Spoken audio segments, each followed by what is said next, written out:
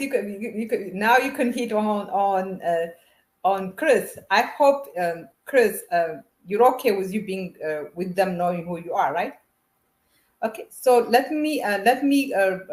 you know what, you have your, what is called, guys. Could you hear him? Could you guys hear him?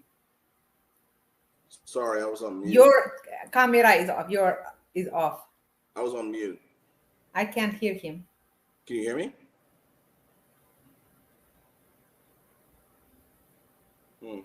Chris is a good looking guy. I told you guys. All the good Can you hear looking me? guys are. We can't hear you. Okay, hold on. Let me take my Okay, mic guys, off. can you hear him now? Okay. Can you hear Okay, me? I'm gonna jump down and I will have Maya. Maya, could you jump in, Mama?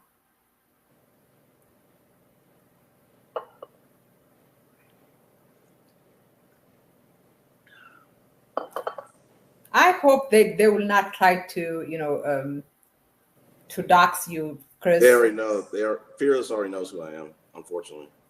Yeah, he is. See, I'm telling you, when you But are, that was my fault. a That was good my fault. person, you I look was a good. dumbass.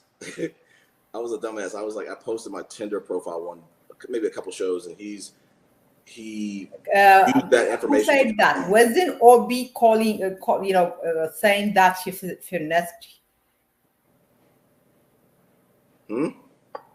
Chris, you got everyone talking now.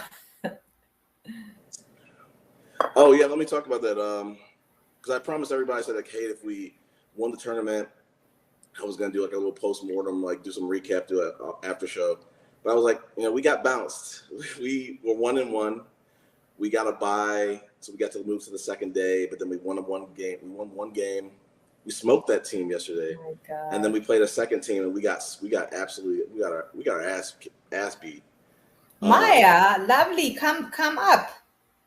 But we hung out as a team today, and we kind of talked about like what changes do we need to make.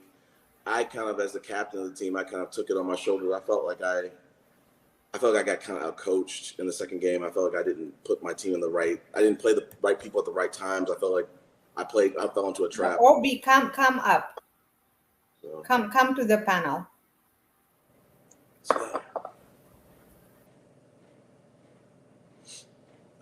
Wow.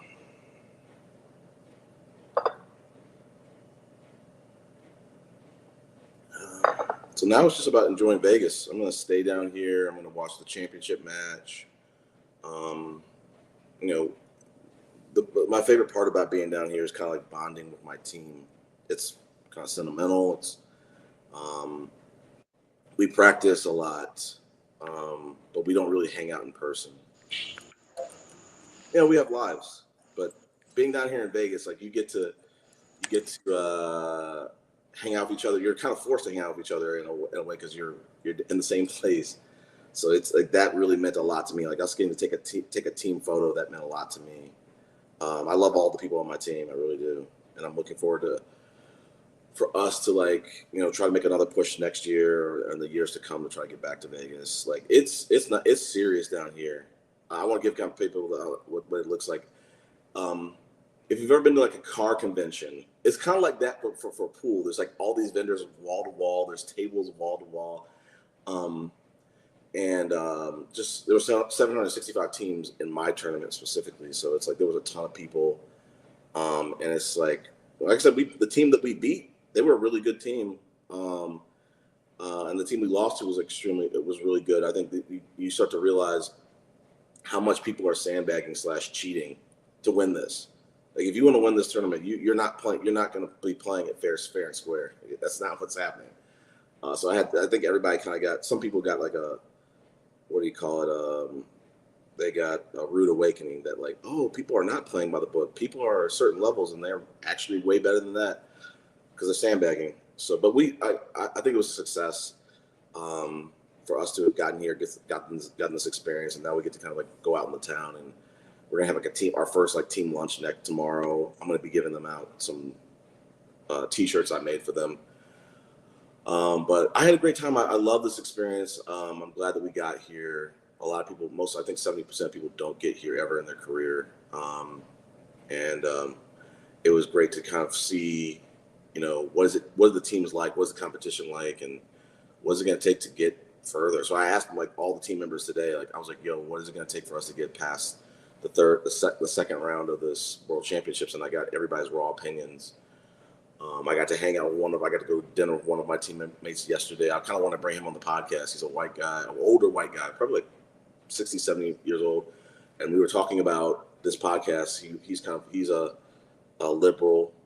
We were talking about like how men have changed and why men might be struggling today and stuff like that. So I felt like, like I said, I was going to cam up if we won. We didn't win. But I was like, you know what? F it. We can still do a recap. And I still want to kind of, do the cam up situation. I think that's the recap. I'm now starting to go to get to, see Vegas. I need to go to one of my teammates likes to gamble. I need to get out there with him. We love the same game, roulette. So I need to get out there with him, probably tomorrow. But I'm going to be here till like Wednesday, I guess. So it's now getting to just try to enjoy the tournament and bond with your team members and look forward to how we're going to strategize to get back here next year or in the years to come, because it's not easy to get here, to be honest. And we're going to be facing some challenges that we've never faced before. In terms of like, I guess the last thing I'll say is like, in APA, which is American Pool Association, that's the pool association that I play with. You have rankings between like 2 to 7. I'm a 4. I've been historically like a 3 most of the time. When you get to Vegas, if you play in Vegas, you get locked. You get branded as your skill level. I think the skill level that you come in with, if not the one that you come out with, if you get raised up. So I didn't play in Vegas. I let everyone else play. I think it was a good strategy that I didn't really see coming. The previous captain was kind of like, hey, no, I'll play the last game, even though it was like a sinking ship situation. And he did that because he was like, I think, Chris, you can get back down to a 3, because we're going to have to kind of use some strategy because we're a very heavy team. We're going to have to use some strategy to kind of get back. And I think that was a smart decision, because I was like, hey, I'll go down with the ship. I'll go play and I'll get branded as a 4. Hell, it'll be on my record. That'll be kind of fun to show people or whatever. But, I think that's a little bit, that's all the post-mortem. But like, Vegas is crazy. This is my first time being in Vegas. Listen, mind you, they're doing this pool tournament in a hotel. So you got the casinos there. Just before I lose the point, the guy who I wanted to bring on the panel, he's staying in a different hotel. And he was saying in the breakfast area, they don't have any chairs. All the chairs are in the casino area. And I'm like, that's a Vegas type of shit thing to do, where like, they're not going to really, at the pool place that we just went to, Griff's historical pool shrine in Vegas, there were certain seats at the bar you couldn't sit at, because like they had like the little TV gambling things. They were like, this is reserved for people who want to gamble on this shit. So it's like, there's a lot of gambling. And so I was kind of like, being in this pool thing, it's like being in a car convention, but it's also for pool. So that you got all the vendors you could think you would ever want to, buy from. It's like a vice overload. Like if you got a gambling vice, if you got a shopping vice, if you got a pool vice, it's like they're gunning for you. Like it's a lot. It's hard to turn down or whatever, or manage or whatever. So it's like it's been a great experience to be down here. Vegas is absolutely crazy, but I think we focus on trying to win a championship. We failed at that, but we're gonna take lessons from this, how to learn and get better and how to get back here. And we know now what it takes. Some of us talked, including myself. We talked about like, what is it going to take? How we're going to have to be strategic about this. How we can't all go up a skill level. How we're going to have to, the strategy involved. Now everybody sees, yeah, these people are for real. Some of these people are for real and they're cheating, or whatever. But so you can't play it by the book and think you're going to win. You can only play it by the book so much. But Vegas is, like I said, Vegas is crazy. It's legit crazy, and I haven't really jumped into it yet. I'm gonna start jumping into it starting tomorrow or whatever. But I think that's it. It's like, I'm just glad that I got to be here. Glad that I got to spend this time with my teammates.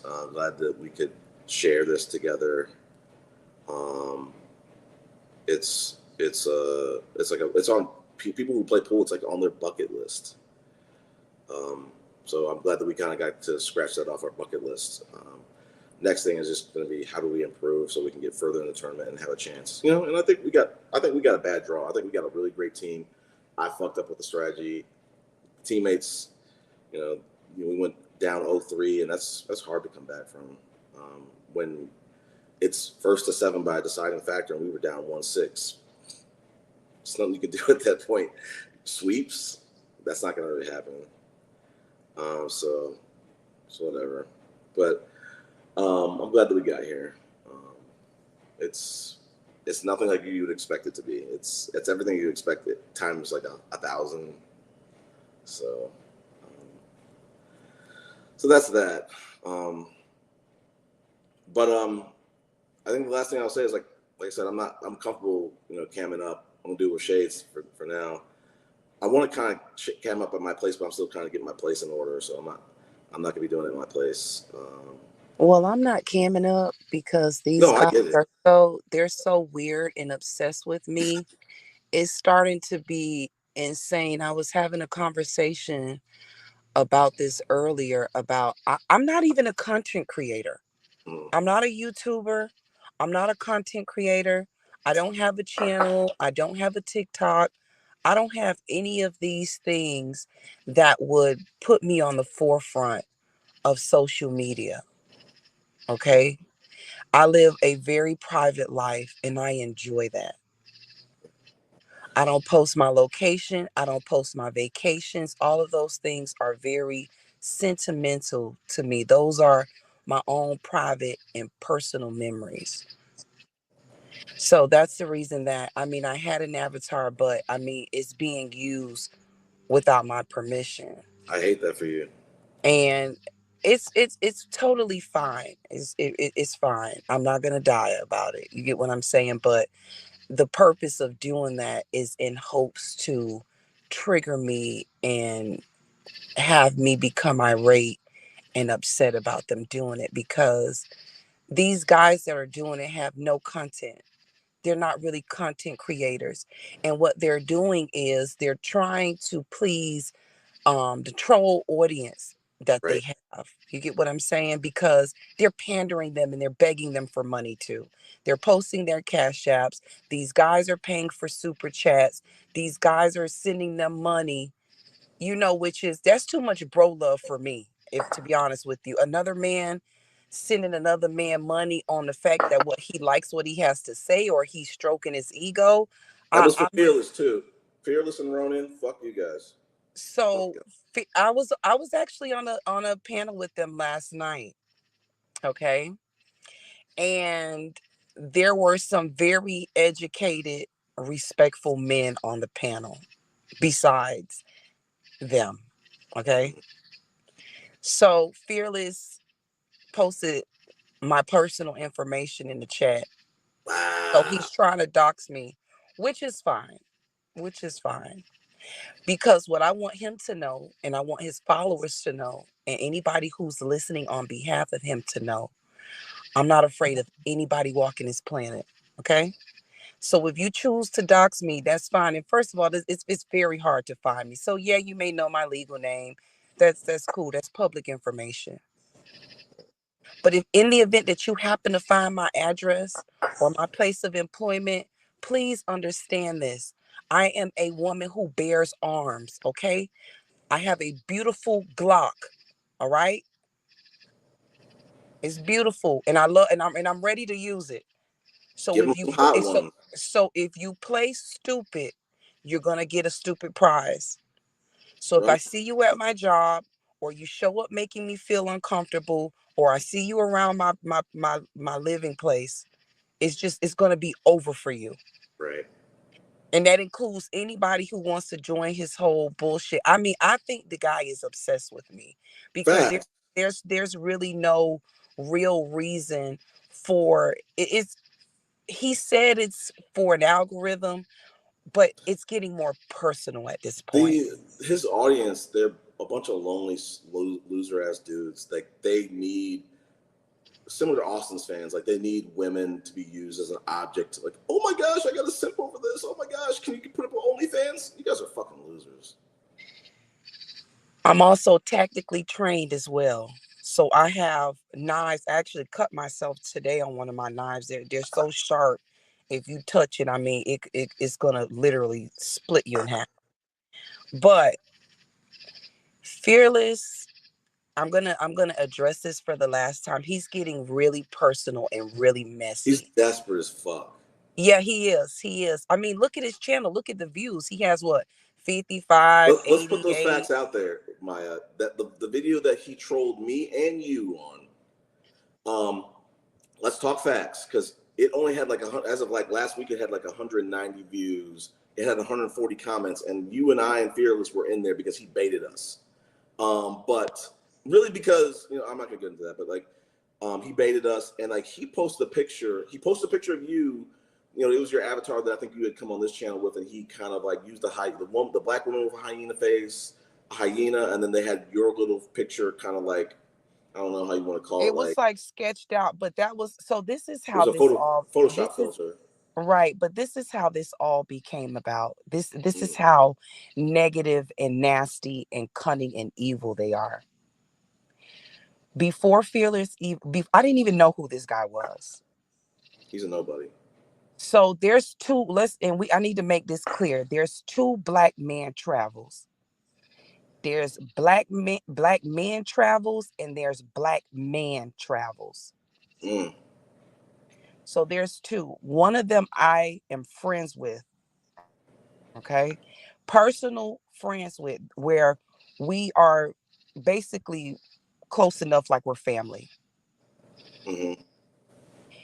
He's trying to instigate things between me and a personal friend as well. He reclipped the video and was like, who needs enemies when they have friends like you? You went and talked about this guy's relationship. No, I talked about everybody's relationship. Okay. I talked about the truth. So Maya, I got a question. I hate to interrupt. I got a question. Why do you still go on that panel? So I was on there last night because my friend invited me on there. I didn't address Fearless. I didn't talk to Fearless. I didn't talk to Ronan. I didn't talk to any of them. Yeah, I was watching that panel from the chat. J Moss was funny, man. Even though he was turned. I can't. I'm not, like I said, I'm not a content creator and I'm not a YouTuber. So I really don't understand the aim and where they're trying to go at this with me in particular, because I'm fucking nobody on the internet. Well, I mean, what is it? They love. I don't know why they're bashing you, but because you said these guys can go overseas, have fun. So what is the reason why? Why would they bash you? It's because they can't get access to those. They can go overseas and they claim to get women over there, but they can't really show receipts. So I think, in my opinion, having Maya on there is like, oh my gosh, look, we got an attractive woman here, and we can kind of try to knock her down a peg. Let everybody have a shot at her and shit like that. It's just like, it's really insane. And then for Fearless to be a married man, your wife allows you to be online for hours at a time talking about another woman. That's like a light bulb isn't going on in your head, man. Well, the thing is, Maya, they got you pegged as the angry black woman. That's why they got you as the hyena, quote unquote. And that's cool, because I'm not gonna, Chris, I'm not gonna lose a drop of sleep over this. I'm not gonna create any reaction videos to them. I'm not gonna create a TikTok. I'm not gonna create anything that would drive any traffic to their channels. I wouldn't share it. I'm not gonna click on it. I'm not gonna give it any views at all. It just so happened that it came up in I get on YouTube after work and I kind of scroll a little bit and catch up on some of my subscriptions and things like that. And that just happened to come up, and I was like, wow, y'all still talking about me? Like, this is. I wanna respond to the chat where people were talking about pew pews. Listen, don't let me get trained, because I'm not a pew pew person. I'm about to have a Beretta tactical or Beretta something. I mean, if you know, you know. I'll say that. Yeah, and who said that? Said they want us to be mad about them leaving. My whole stance with that from the very beginning has been, Go where you need to go and be where you want to be. So it's almost like I want to go there, but then I don't want to go there because now I got to tell you, Black women, how horrible you are because you're forcing me to leave to go find love in a relationship somewhere else. The Black woman is really the first choice, but y'all are so negative and y'all are so nasty, and this is what you need to do, and this is what you should do, and we're looking for tradition. No, it's you. Take full accountability for your own actions. You're the one that got a passport. You're the one that made the decision. You're the one that made the choice to get on a plane, book a flight, book hotel stay, and go and roam other countries. That has absolutely nothing to do with Black women. Like, I get that there's a disconnect and there is some breakdowns, but it's not what you say, and it's how you say it when you're trying to make a point. Yelling at a Black woman and degrading them to get a point across about what you need from them is just not within reason. Well, I mean, the lifeblood of that movement that they're trying to grift off of is the Black woman. So like it's almost like the Jerry Springer type of audience, and like the people on the stage for them is all Black women. They're getting y'all. Black women are the entertainment for these lonely, downtrodden. I want to make a post about this. I'm gonna spoil it. These dudes remind me of Eeyore. If people watch the Peanuts, Charlie Brown stuff, like Yeah. the donkey with the fake tail, and he's always down and depressed and always gloomy. That's what these incels and red pillars and manosphere dudes are. They're just like Eeyore to me. And it's like, but like I said, you are their entertainment of, oh my gosh, look, this is what everybody said. Black women are like, they're loud, they're ratchet, they're hyenas. Look, now we get to get our Kevin Samuels on and tell them how they can die alone and how they're miserable and how no one wants to marry them and shit. So like, you are just the cannon fodder for that movement / his channel. It's disgusting.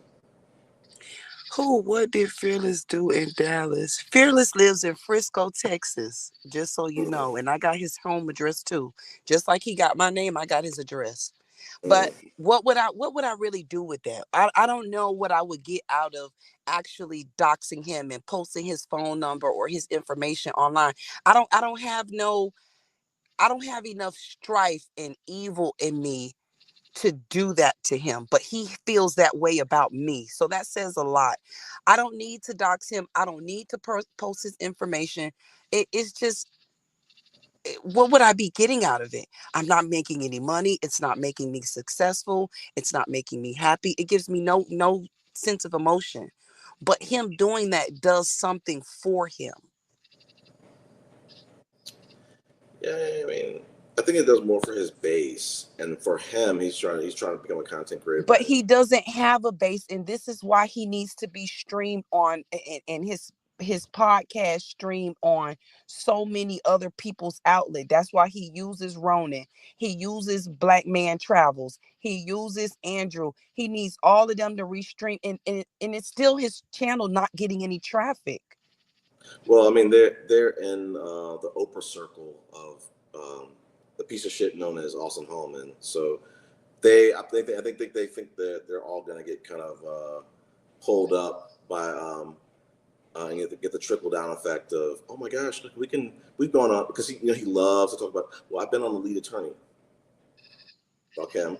I've been on, who else has he been on? He's been on The Lead Attorney. He's been on Austin Hallman's channel. He's been on Tommy Sotomayor.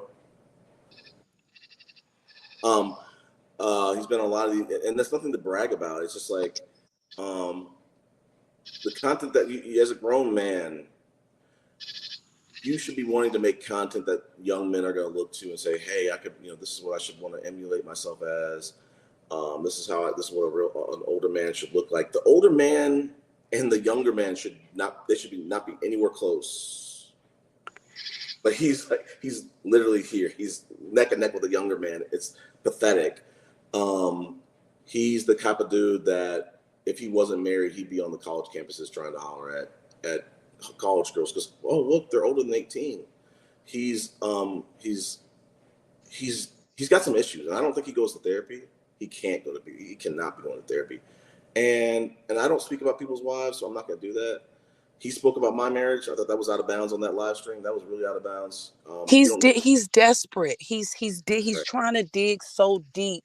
I told Zed, like, I think he's using Zed. He's trying to use Zed. And he's trying to use you to get us, specifically both of us, on his platform. I'm not going to do it. I'm not. For what? I told him respectfully. I'm like, I don't need you on my platform. Respectfully, I don't need to talk to you. I don't need that. For what? For what? Like, we talk to Passport Bros. We talk to anti-Passport Bros. What value do you add? Especially to a men's panel. What kind of fucking value do you add, Ronan and Fearless? I got people. If I'm struggling, I'll go to reach out to someone who I ain't talked to in 20 years over your ass. I don't need to talk to you. You got like no value. You're going to bring the conversation down. I think he was in the live stream actually talking to us while we were having the men's panel. And he's like, I think he was on an alias, but that's what he does. Yeah, he has an alias. Yeah, that's the type of shit he's on. He does. He's like, why don't you want anybody to come to the panel who has an opposing position? Because we're not fucking on this panel trying to be arguing with each other. We're grown men trying to empower each other and empower other people who watch it live or replay, of like showing them examples of like, yo, all the men, there are men out here who are not on this bullshit type of manosphere time. I'm one of them. Builder's one of them. Obi's one of them. A lot of other people, Bucks, I can't speak for a lot of other people, but a lot of people are not on that type of time. And I'm not going to allow people who are on that type of time to be on my kind of special programs. Fuck no, because I care about the content I'm creating, and I don't want them to fuck. They will fuck it up. And I don't want people to think. Here's the big key. I don't want people to think that we friends, that I'm cool with Ronan. I'm really on some when Ronan struck Zed's channel on some time on the Tommy Sotomayor snafu. I said, fuck him, he's dead to me. He's not coming on, keying it. No. You're not coming to my door because if I ordered a pizza, I'm not going to answer the door. I'm sorry. Like, you're dead to me. You're not going to. I hold grudges, buddy. I don't forgive people. Oh, it's a week later. It's a month later. Nope. I remember what you did. So the mutual friend that Fearless and I share, that's Fearless really isn't his friend. This is a travel buddy. I don't even know how the hell he met him. Ronan he can kick rocks too. Because he tried to slide in here like, yo, I don't understand why I'm banned. You're banned because you roll with Fearless, you piece of shit. That's basically why. I'm like, what? I said, what is his real issue with me? Like, it's becoming serious now. It's becoming a real. No, but think about it, Maya. What other attractive woman does he have regularly on his program? That's a single. Well, that's why they can't get that. That's why they want to use me. And now it's like, oh, well, she's ugly. She doesn't never show her face. Like, I don't need to show my face to y'all. I don't need to show shit I don't want to show to y'all. Like, I'm not obligated to do that. And you won't gaslight me into doing it. So now I'm going to be like, well, they said I'm ugly, so I'm going to cam up now. No, not doing it. It's not that easy. You won't get access to me. Just like you would never have access to a woman like me, even if you wanted to paint me as an angry black woman. One second though. I want to respond to this dude. First, fuck you. What I'm trying to say is, I speak on this panel. Before I was, kind of a co-contributor to this channel, I would just be on the panel. But what I'm trying to say is, I'm not saying like, yo, I'm going to be talking about Fearless in real life. No, it's not that serious. But I'm saying Fearless is not coming on this channel. He's not welcome. He can watch. That's about it. But I'm saying, like, I'm not. It's not like Maya said. Like, I don't give a fuck about doxing this dude. I'm not trying to, have someone do drive-bys or hurt Fearless. Like, I could give a shit about him in real life. I could give a shit about him in digital life. It's just what I'm trying to say is, you're not going to disrespect people who I consider friends or who I care about, and think that you or anyone who associates with you is gonna be sliding near me. Nope. You're dead. And then it's like, I'm not even upset. It's like, okay, you made the hyena thing. Y'all using my voice. Y'all saying this. I don't even have the capacity to respond because I actually have a full life. I have a full life of people that I spend time with in work, out of work. I have a beautiful 15-year-old daughter who's a straight A student that I'm raising. I have family that loves me. I can't sit up here and be affected by some so-called YouTubers. Where is this actually going? It's not going anywhere. They'll never reach 1.2 million views. They're never gonna. It's just never gonna happen, no matter what they do. So They even with could, but somebody in the comments I'm not on saying that panel. controversy sells, their content and the controversy that they're trying to create is so dry and so weak, it's still not gonna sell. They're pandering their viewers. They have Right. their cash apps, and these men are paying for super chats to be heard and just to make a statement, which is awful. Yeah, I mean, they can get to whatever viewers. I'm not supporting their panel. I'm not going on their channel. I told Zed specifically, I said, I don't feel comfortable going on their platform without a posse with me. Because they're not. I'm not going to be allowing them to like change the narrative, frame the narrative, take advantage of me, blah blah blah. I'm not going on that panel. For what? It's worthless. It's a waste of space. It's if I want to argue with people, I could go call my Republican best friend. That's an instant argument. Instant. I don't need to talk to a grown-ass 50-year-old that acts like a teenager. Well, he didn't say shit to me last night, and I'm cool with that. He didn't say shit to me last night, and I'm actually cool with that. But I mean, why? Like, I keep going back to it. Why go on his platform? Because I didn't know. So you guys know that I'm kind of new to this whole panel thing. This is not something that I do on a regular. It's just been a recent thing that, when I get off of work and I go on YouTube. My thing that I'm going with Maya is if it doesn't matter how it doesn't matter if I don't know. When he's streaming it from his channel, I don't go on his channel. So when someone else is streaming it, I don't know that it's actually his podcast. So last night when I joined, someone else was streaming it and I thought it was theirs. I didn't know. I'm just saying, even if you go on his panel and you say, "Oh, I've gone for a few months," he hasn't said anything to me. Let that man get desperate. He's gonna start clipping, shortening some, making some sound bites, and trying to frame the narrative of this and that. And he's baiting. He's trying to get you into these arguments. Oh, he can't. 1v10s, because he puts you on these panels that, from what I've seen, I haven't watched the panels. I've just seen the replays of like where he chops them up and it shows Maya as one little block, and then there's like 8 other blocks of these low value dudes. And it's like they're all here. You're like, I haven't seen any of that. I want to address this. Obi did call me out because like I was listening on the way driving home here to the Airbnb, and you were talking about some type of like $600 date. And oh my God. Yeah, I didn't hear the whole thing. I just heard $600 date brought up, and then I was like texting in this chat. I was like, $600 date. That's like a Michelin 1-star restaurant. No judgment. So Obi asked me. I don't know what the comment was. He was like, "Yo, would you take a woman on a $600 date?" I'm not really, but I will tell you this: for people who I think who are special to me, I will. Like Michelin came to Atlanta last year. The long-term ex that I see her every couple of months, I'm gonna probably take her to. I'd like to take her to the it's like an Asian Japanese, an Asian Michelin star restaurant. I think I'm gonna take her to that as a one-time thing. I'm not a regular.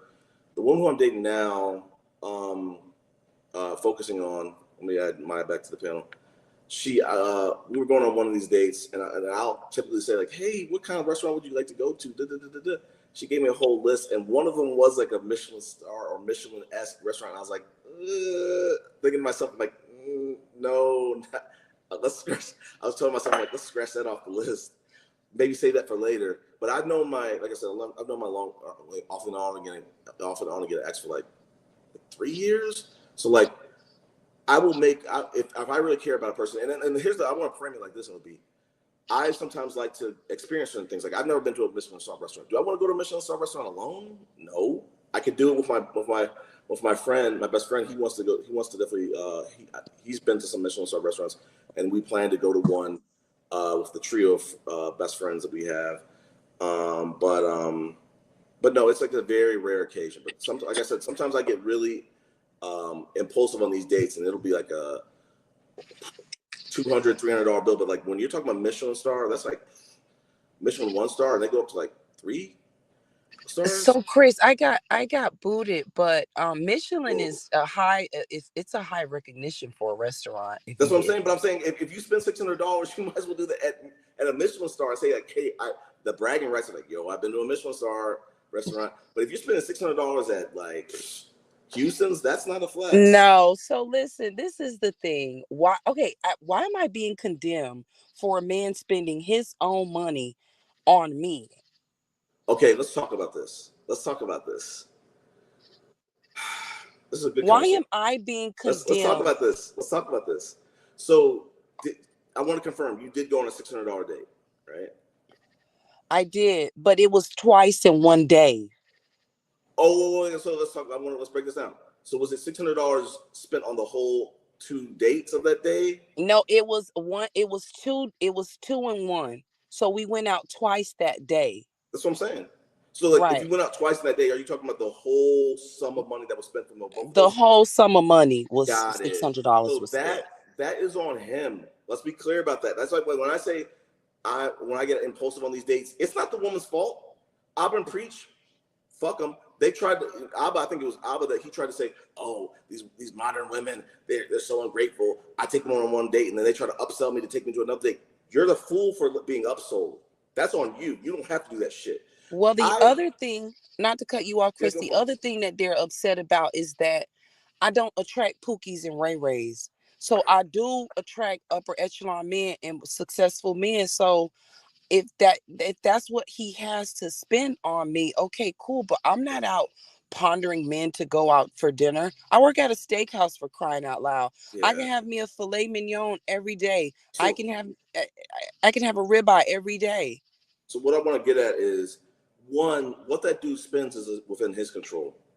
There's sometimes I go on a certain type of date and I know, hey, this is gonna get out of hand. Like I typically said, I don't like going to steakhouses because I feel like that shit that's spending $100 for a piece of meat. That's a lot. I save it for very special occasions. I don't make it a habit of going to steakhouses. That's just my thing.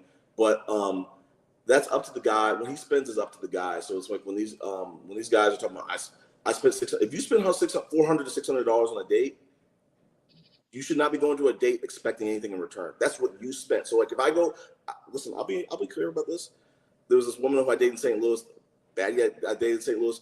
I said on these panels, I said the first date I took her to a 3-star. I took her to a 4-course meal.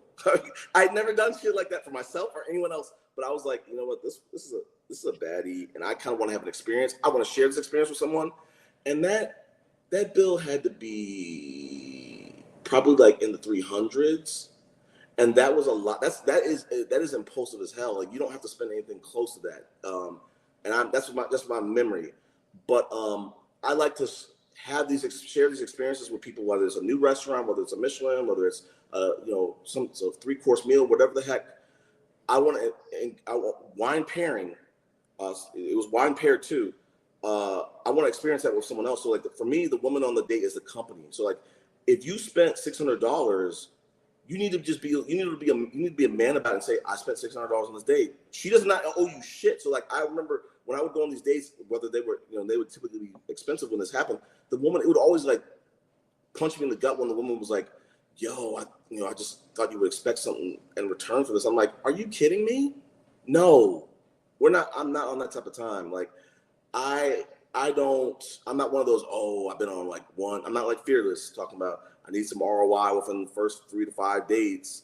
You're getting ROI, you idiot. You just don't see it. You don't appreciate it because it's not in the bedroom ROI. That's the reason why that's what he defines as ROI. But for me, ROI is like taking interest in me, checking in on me, getting to know who I really am, investing in the things that I invest in. If you know that I was in Vegas for this week and you texted me and be like, yo, I'm glad that I'm proud for you. I'm wishing you the best. That's ROI right there, Fearless, you idiot. It doesn't have to be in the bedroom. It doesn't have to be like that. But these dudes don't understand, like, when a woman is taking interest in you, that is the ROI, you idiots. But I was condemned for a guy spending $600 on me that I didn't ask for. And then I was condemned for not having sex with him for the $600 date. This is what I can't stand about these dudes. Is like, listen, the woman coming on the date is company, nothing more, nothing less. If she doesn't give you, if the conversation is stale, or if you guys don't reach anything in terms of like bonding or whatever, then you have a decision to make to not go on another date. That $600 that you spent on that, whoever that dude spent on you, was that the first date? Was it the second date? I just want to understand. Okay, so OB said, I don't condemn you. I make jokes about your $400 date. I said, dude shouldn't have led with his wallet. You can't tell this man what to do with his money. That's a fact. You can't. Maybe that's just a thing for him. Maybe that's what he does. And maybe, that's like you guys getting passports. Nobody can condemn you for leaving the country and dating other women. And then there's another guy saying, we're talking about another man. No, you need to go address that man that's battering a woman online. That's what you need to go and do, because I'm pretty sure you're one of his disciples. You need to go address a 50-plus-year-old married man who claims to be successful, who claims to be in a happy marriage with this sexy, hot, bad Latina woman, but he spends 4 to 5 hours talking about me. Listen, I want to address this dude, Money Travels. Money Travels, with all due respect, because you have come on this panel, you're a great person on the panels. I don't care about these other dudes. What I'm just saying is, like, I'm tired of these dudes pulling out their tiny little violin and crying about, I spent $600, $200, and I didn't get anything in return. This is not in terms of a transaction. This is not going to Costco. When you spend $600, you get to take something home with you. This is a date. You're supposed to be chivalrous. You're supposed to be a gentleman. But they want traditional women, but they're not being gentlemen. So I'm supposed to go on this date. Well, okay, he spent $600. Let me go back to his place or invite him into mine and do the nasty, because disgusting. That's pity sex to me. It's pity. I feel like I owe you something. I'm gonna give this to you. No, we're not doing that. I mean, I might as well post an ad in an escort magazine or ad or online or something if I want to do that. How much does it cost to fly to Sosua? Because he could have spent that $600 going to Sosua and had a blast. So it's the same category of these dudes who flew a woman out. Why are you doing this? You're doing the most. You're doing a Hail Mary play. Like, why? Just go to Sosua. Be a passport bro. Be a loser like that. But I just don't understand his involvement, and he's married. You're married. Go be with your wife tonight. Go give her some attention. I'm gonna take this little fair use banner off here, but I'm like, this is why I'm sick of these dudes trying to set this expectation of getting something in return. Fearless and Ronan, you guys are pieces of shit for entertaining conversations as 50-year-old men about, hey, in some type of way you should be getting something in return. I don't care if he spent $6,000. That's on him. And if she required him to take him on a $6,000 date and said, hey, please take me to Onobu, or please take me to the Waldorf Astoria, you can say no, you fucking idiot. You don't have to do it.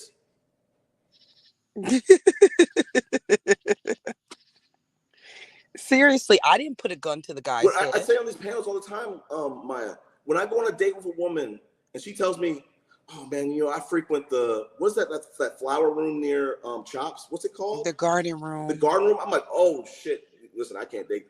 I can maybe hang out every once in a while, but I can't pursue anything serious here because her budget she's too high. She's too rich for my blood. If I get the sense that you're too rich for my blood, and I'm impulsive, can't do it.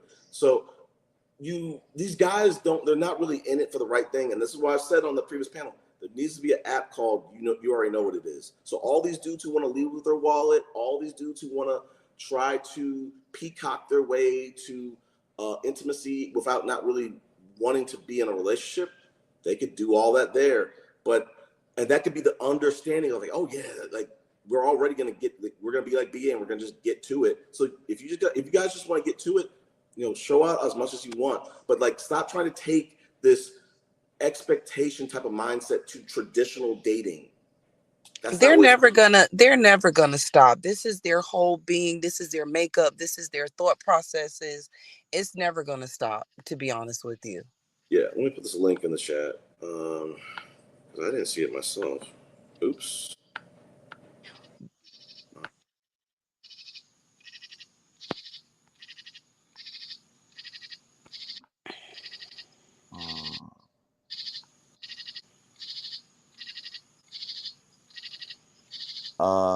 Jerry said, question for Maya. If this guy said he would like to take you to the park for a picnic and a bottle of wine that day, would you have agreed? Yes, I would have agreed. And more than likely, I would have made something, or I would have gotten the bottle of wine. These dudes are so loser. It's not. They're such losers. Like, listen, if you want to find a woman that wants to go to the park for a date, and I'm not saying that no one does, then you need to have that conversation. The problem is, like, these dudes want to date women who are like very, what's the word? Like they're out and about. They like to be seen, and they get butthurt if she says, "I can't appreciate a picnic date." I have never done that personally, and I'm not knocking a picnic date. I just never done that. But they need to find. I would never discount a man or say that he's less than because he didn't choose to spend $600 on me. Even if I'm just getting to know you and you said, hey, what's up? Come in and meet me real quick at for freaking Outback, for God's sakes. You get what I'm saying? Or if he said, come and meet me at a hookah lounge, or I mean, the place doesn't really matter. It really doesn't for me. Even if he said, like, hey, I'm short on time, meet me for a coffee. Okay, that's cool. It's just, yeah, they got a date within their budget. I'm not going on any date where I'm going to be so mad at the woman, like, I can't believe I went on this date with this woman. No, I chose to do that. That's on me. But it's just weird about telling another man, you know what I'm saying, what he should and shouldn't be doing, and then if he does spend that money, what he should be doing with that woman. Like, this is my freaking body. This is my body, and I give access to whom I want to give access to. Right.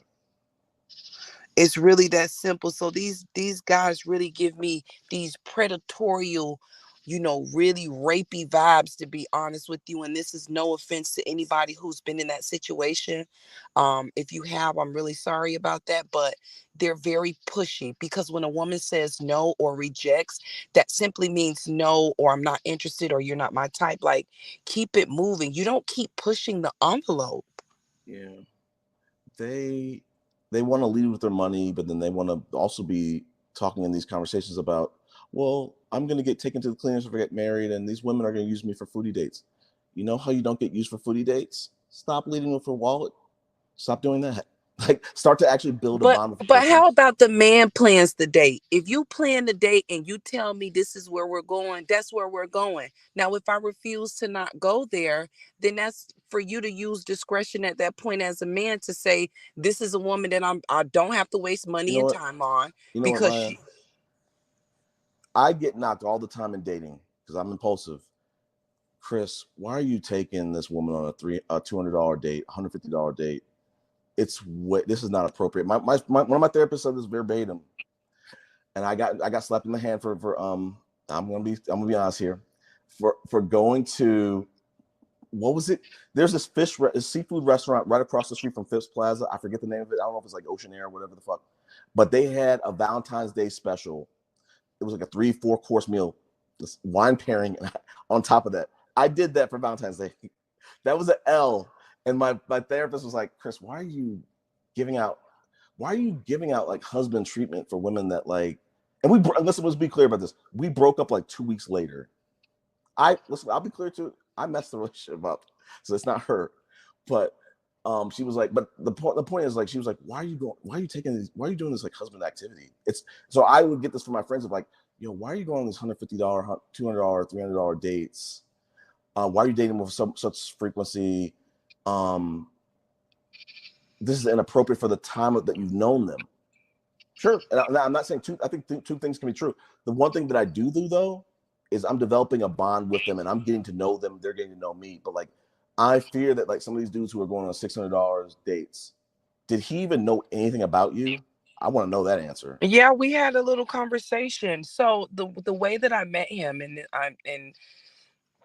I was giving my ex something. I had to go downstairs and give my ex something that belonged to him.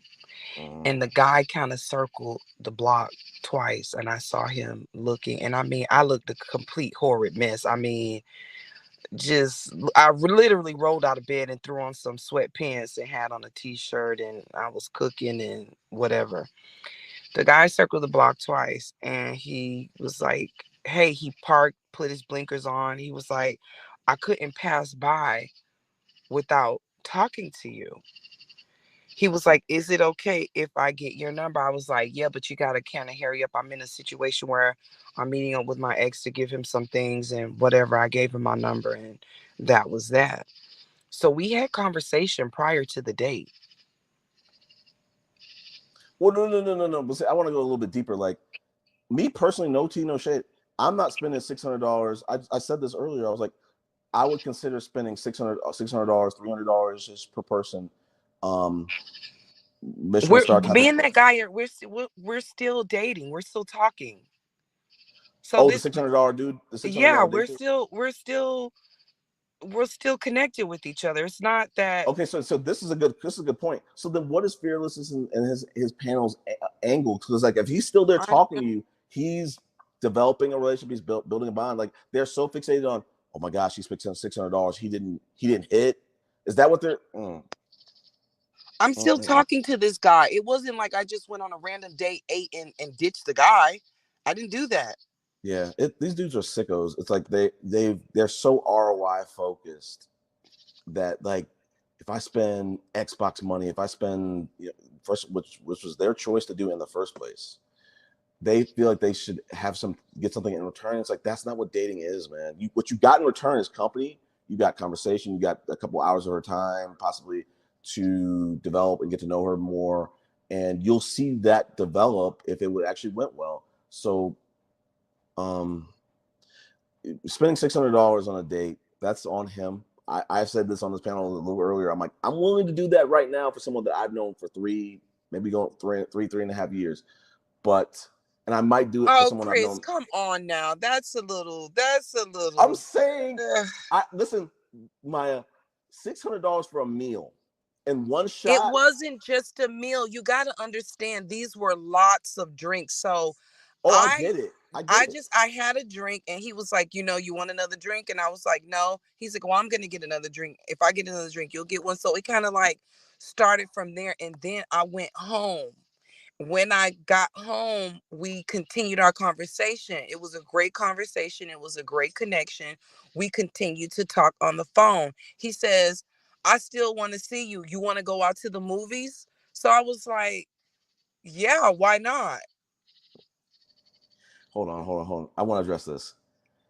The problem, this is a good question or a good statement, Gary.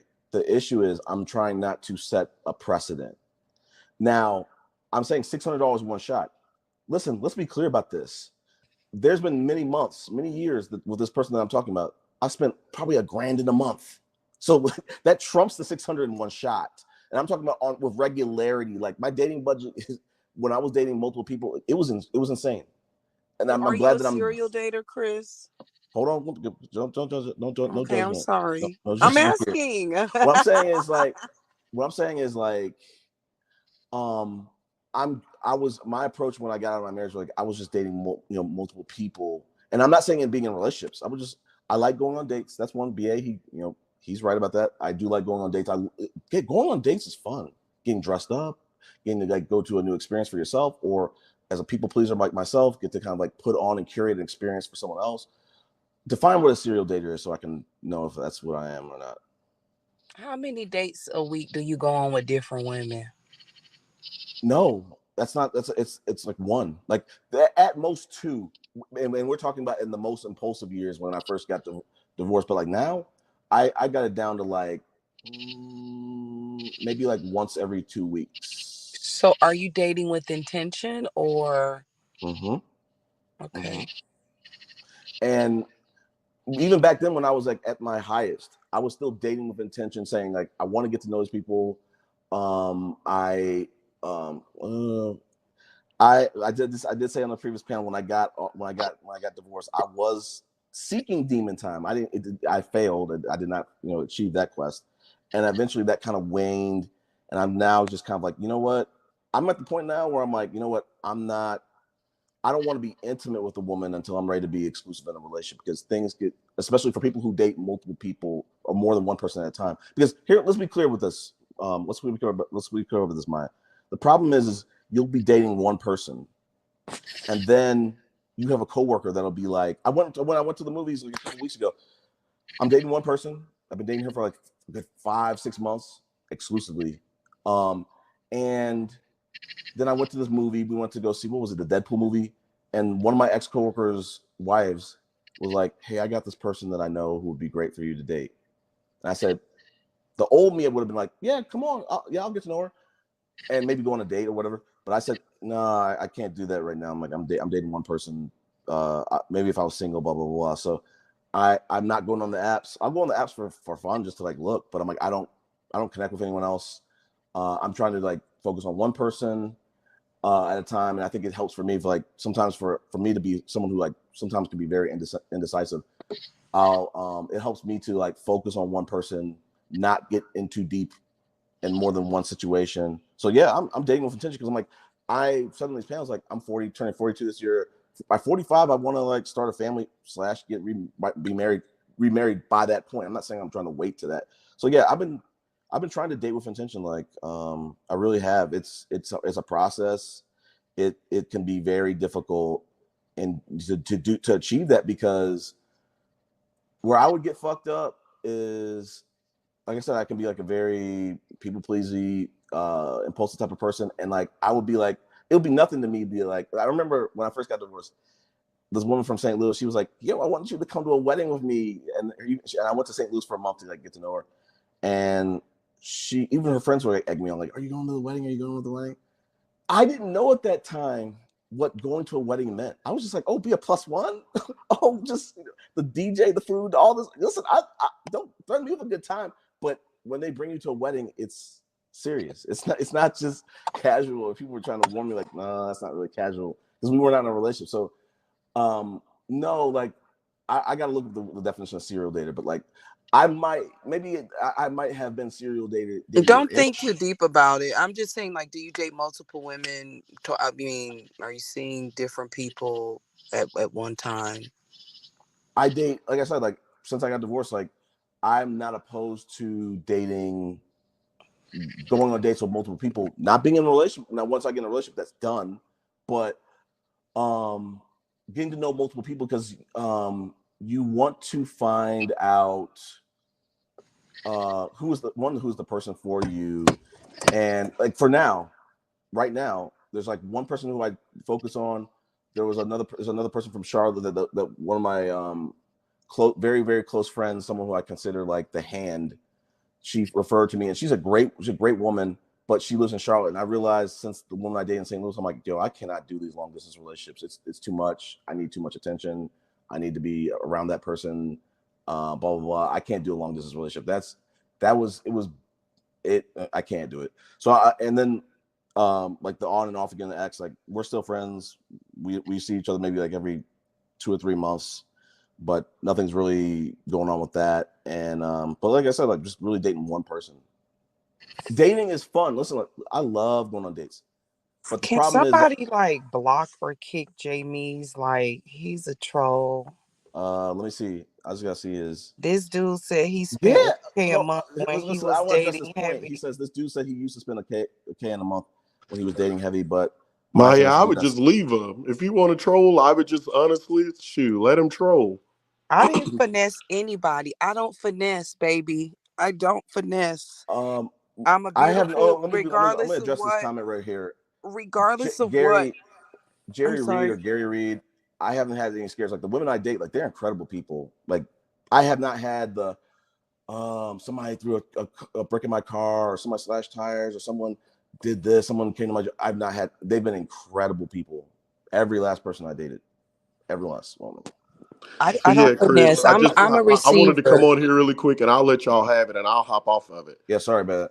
So yeah, as far as the $600 date, you hit the nail on the head. Basically, exactly what I was talking about. As a young man, as I told y'all before, I was in the streets. I was a hustler. So $300, that's something that I would just go in a strip club and throw. I remember when I was 21, 22, I was throwing so much money at the strip clubs, the older essays would come and just give me free beers and they leave. Just out of like, boy, I see you, young guy, up in here hanging out with all us old heads acting like that. But as an older man, I'm 38 now, and I act a little bit older than probably actually 38 because I grew up quick.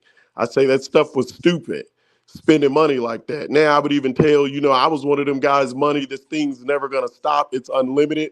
I was leading with my wallet. Now I look at it and I'm older. I realize resources aren't forever. So I was basically saying is what you say, $600 on a date, $400 on a date, that's a lot. TV has conditioned us to make us think, that's being chivalry or whatever else. But the real truth of economics, I have a master's degree. My wife has a bachelor's degree. We're both in management levels. I'm able to put money back probably because we don't have, if we had 2 kids, we probably put no money back. This is just the truth. The old days is not like it used to be. And especially with all this inflation and all that. So I just realized resources are unlimited. So I would just tell a young guy, if I'm giving him advice, like, man, basically do them old steps your grandpa used to say. It might seem played out, but I mean, in reality, that's about what it should be. If that's your heart, or it's a special date, or it's a young lady you trying to court and it's her birthday or something, you want to go out and spend $150, $200 on a meal, do that. But we have normalized it in society with just every girl who's cute, I'm less than if I don't spend that. And now I'm older, I don't have that mind frame anymore. And now that I'm older and I've been through stuff, I'm like, man, even to kind of feel good about yourself, we're kind of losing middle class. We don't even really have a middle class anymore in America.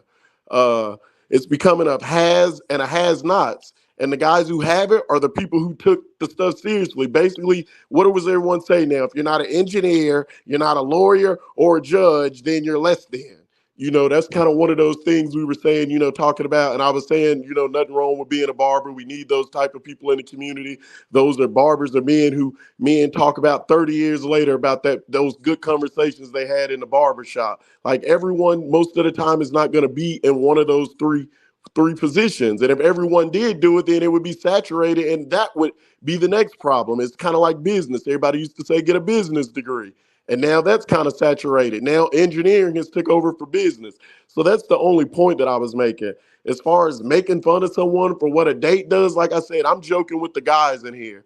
And then as far as like the other mods, it's just too much to type. But I just want them to know, like, it's getting kind of point of childish thinking. Everybody who comes in here and says something that doesn't agree with, or they're just saying something that I know is just a different point of view than what I had, thinking that I'm going to argue with them.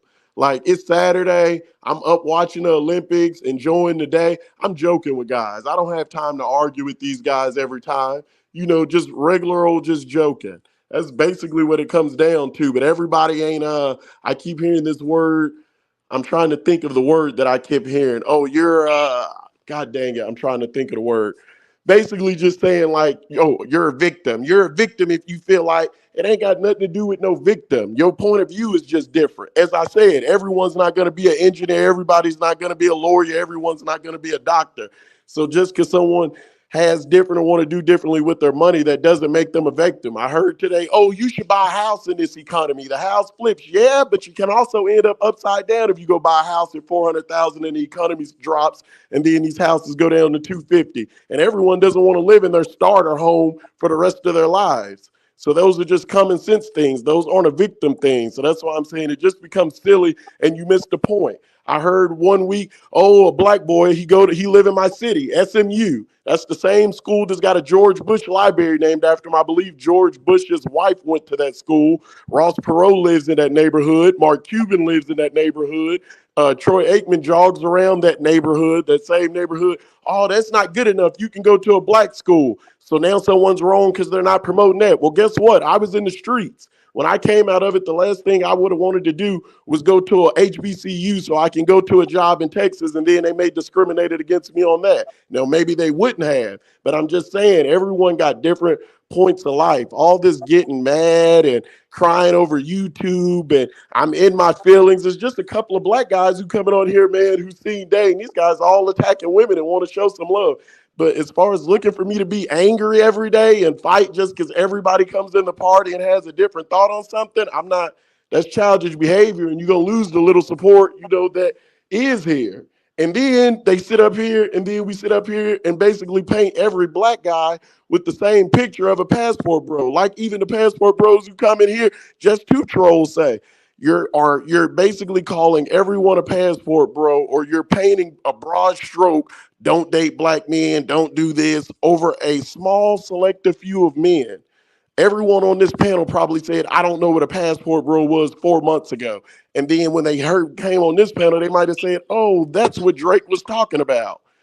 And it just paints that. So coming off as that, it really does just make it look like you're an angry black woman. Like now, I'm trying to have a heart to heart. Oh, you can breathe. I'm breathing just fine. I'm just trying to get you to hear it. Sometimes people say it when last time I was on here, you guys having this men panel and I'm giving constructive criticism so you can hear it, but you got to hear it. Well, it go both ways. Sometimes you women got to stop and listen sometime. And just because someone say that don't mean they're taking over your panel or not listening to you. If you don't want us here, then I don't have to be here. I even heard Zed say, when I made the other channel, it was supposed to be for all women. When you made the other channel, I heard, I'm making another channel, please subscribe. And that's what I went and did. But like, if you want your own women's channel, like no one's angry about that. But then it's a lie when you come on here and say, the black men don't support me. Don't say all the black men don't support me. Say, I didn't want the black man support. We wanted to do our own thing. Don't say all black men are this and that. Say a select few that you see in this certain group is doing that. And that's all I'm saying. But as far as getting mad about this, that's why I said it earlier to Zed. When I was giving her my take, I said, Zed, you can do nothing else good and I wouldn't care. You still gonna be good with me.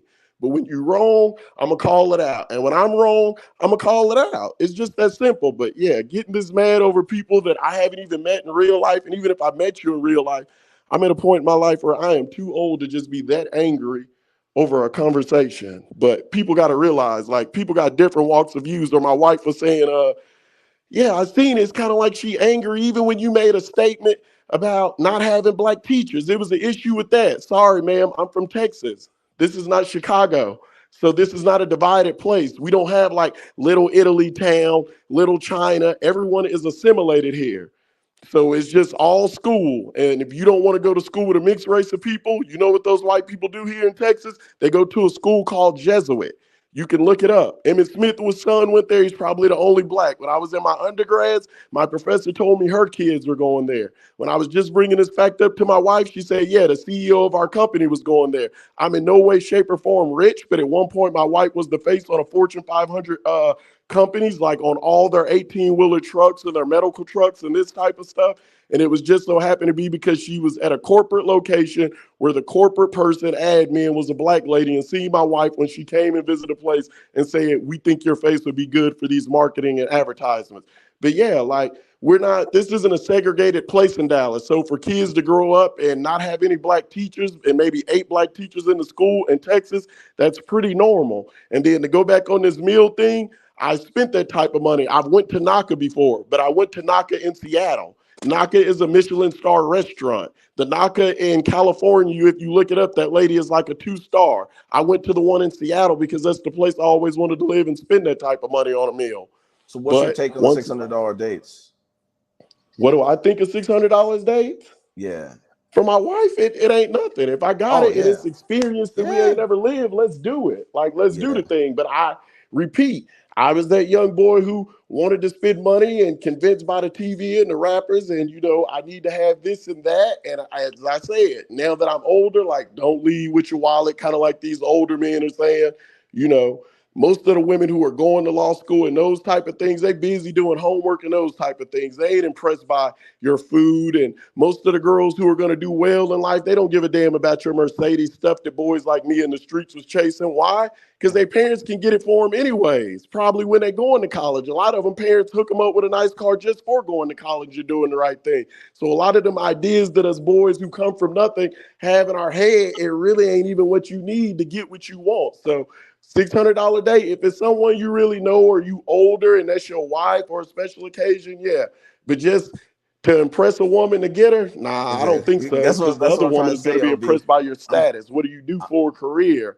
Are you in the NBA? Are you going to law school? Are you going to engineer school? Are you just going to school to be a teacher and give back to your community? They're going to be more impressed with that than they are you spending $600 on the meal. I'll say this, OB, simple and plain. If you're willing as a guy specifically to spend $600 on a date, I want to hear you bringing out the tiny violin trying to play the shit.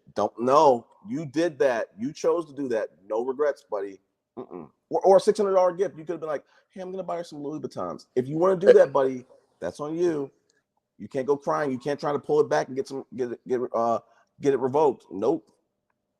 And I just wanted to say something else, Crystal, travel wife. That's my wife.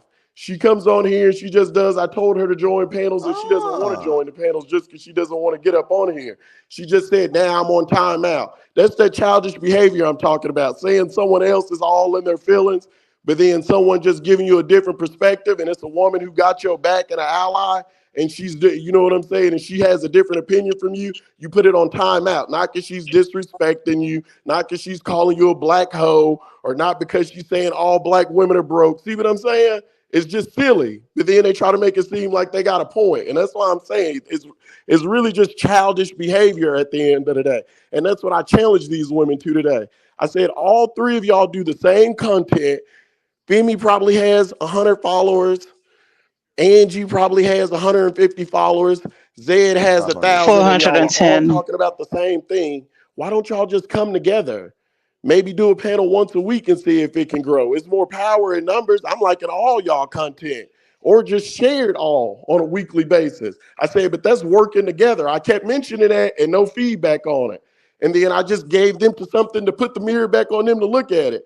I said, so you say all black men need to come together and work together to do better by black women because we all in agreement the segregation is only 70 years old. As I've been saying all day, black men weren't even allowed to serve in the Marines until 1942. So we know we haven't been this long together, so why don't black men come together so we can stop this childish behavior and down in our own women in our community? Let's do that. Let's come together. But then the same women who point the finger and say they ain't doing that, they ain't doing this, y'all can't even get along and stream together. Y'all can't even share each other content. And that's not a knock at you. I'm not saying it's wrong. I'm just saying sometimes it's harder than what it appears. So I think sometimes they just got to see that, or you'll lose good followers when you keep having that type of attitude where everyone's against you. Everyone ain't against you. And everyone who on here just for entertainment, that's not the issue either. And everyone who married, who come on here and talk, ain't got a problem. As I said, travel wife has been my wife. So when I'm on here, my wife is on here as well. So it just be funny to me at the end of the day. I wanted to pivot real quick. Who said that? I wanted to show you this. I ended up getting this.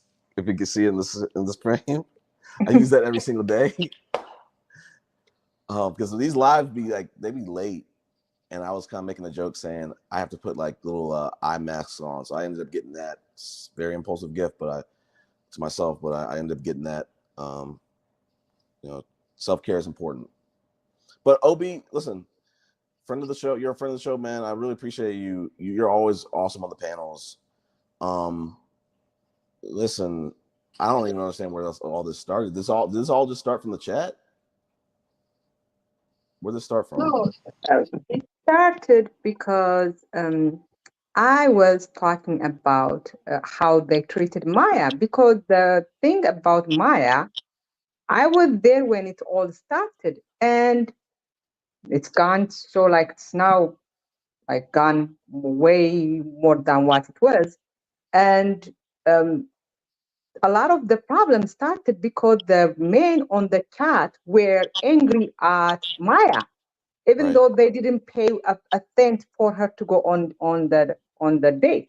And then one of the guys was here, And Obi started to, like, I mean, I thought Obi was, you know, on black women's side, but he started attacking Maya, and I'm not attacking Maya, but being critical of Maya.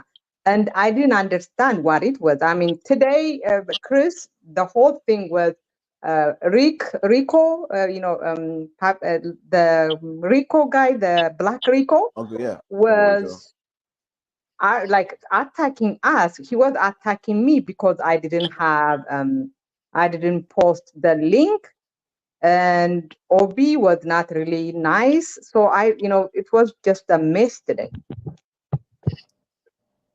I mean, I gotta listen to the replay of that or whatever, but I mean, So I just want to say real quick, Chris, I just want to defend. Let's get the full side.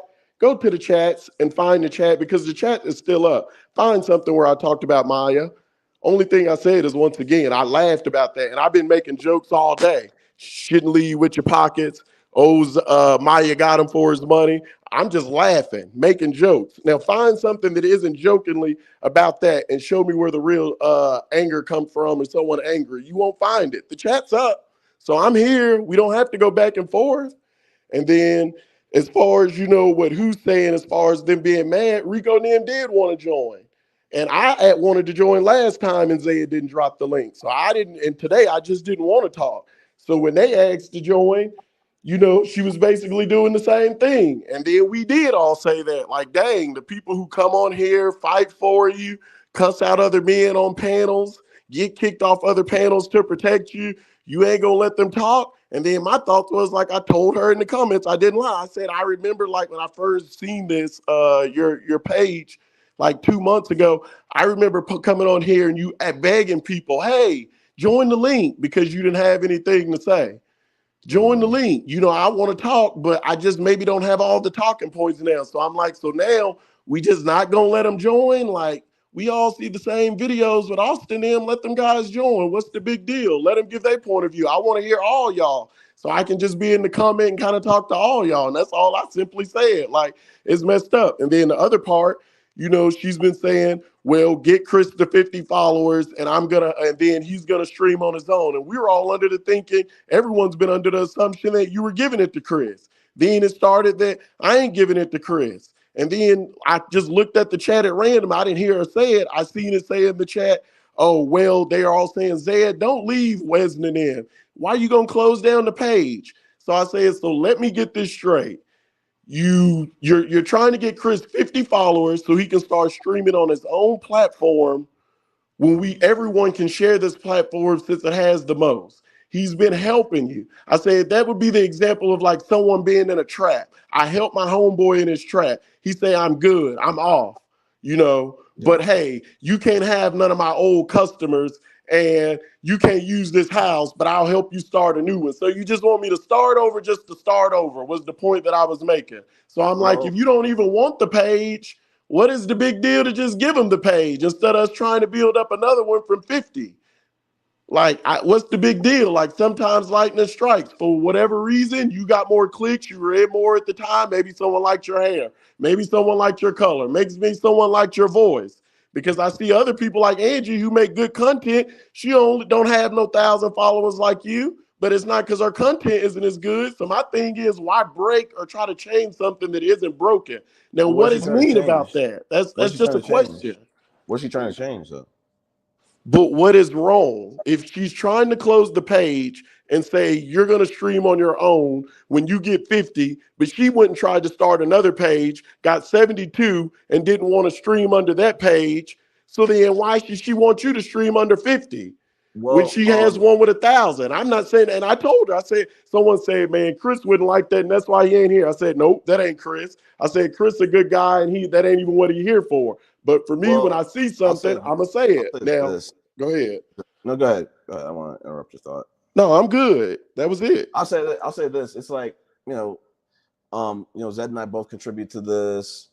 I need Zed on this. Like, it is tough to run a channel. You got to be consistent. Zed she's really good at kind of conjuring up content and stuff like that. I try to bring a different flavor, whatever. I think like I said, I'm new to like the content creation space or whatever, but like I think the 50 is you want to. Like, what's before I'll finish the 50 follower thing. I think like 50 followers. One, I think you can't stream on your own channel until you have 50 followers.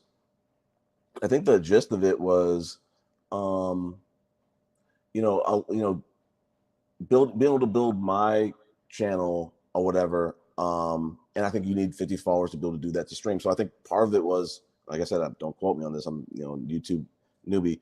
Is when we would do lives on this channel, we would be able to simulcast on mine, or maybe vice versa or something like that.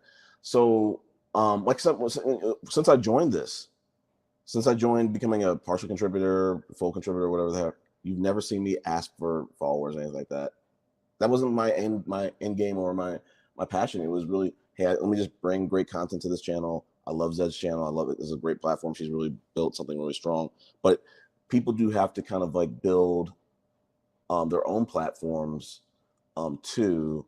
And Zed, she's created maybe multiple channels. And I think part of it, I'm not trying to speak for her, but like, in my opinion, it would be like people want to be able to speak about different content on different channels, whereas sometimes you might not have.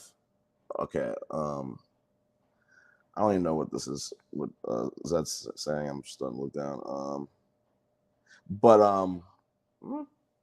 Yeah. I see what you're saying now. Yeah, so I have not once. He's back in the comment that I said, "Listen, I just do this content. I'm just trying." I told Prism, I was like, all I really care about is creating fire conversations and content. That's it. I'm not getting paid. I don't get paid a dime. I'm not in it for the money. I don't really need it.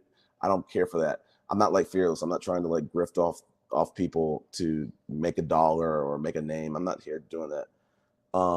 But Zed is right. It's like I should try to build my own platform. It's not to say that this one will die. I don't want this channel to die.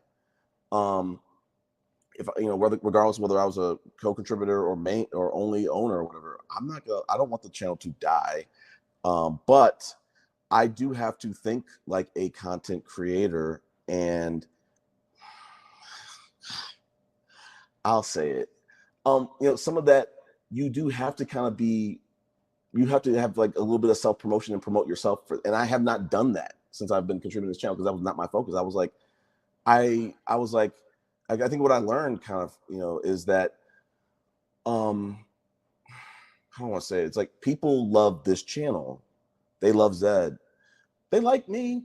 I think, but I think that Zed has built a platform of content that everybody loves. Everybody's here because they love Zed's content. She does an awesome job of it. And I feel like I worked hard, and I think I put out some pretty good content too.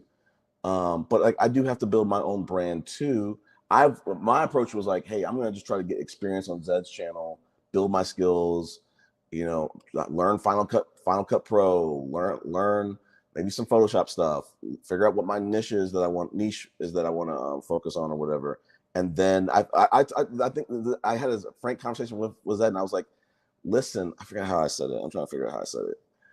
I was like, in my opinion, if I master the skills that of the Final Cut Pro, the content creation, the consistency, find a niche that people like, it will transfer over to my channel. I haven't made a single video on my channel. So like I said, I'm taking my time with that. Zed has a platform that in a niche that she focuses on. I'm passionate about that niche, and I'm gonna help make content on her channel. So like I said, I'm new. So then I'm not wrong for because I'm looking, and I'm not going to address this anymore, but I'm going to address who's coming, because I appreciate it. When I first came on here, I was battling with her. So I always tell her she's my favorite mod, because she was saying, I'm cool with she was saying, I'm cool with the trolley trolls or whatever. So I'm going to go ahead and give her that respect, that I'm addressing it, and then I'm going to be done with it. So my example is going to be, if I go work at my homeboy bike shop who's selling bicycles, and he's co-owner, and there's a real owner, and the real owner says, I'm going to step away, and the co-owner has the money to buy their side of the shares, and I'm just working there. I just come up there to the bike shop on the weekends to help my homeboy out for a low fee.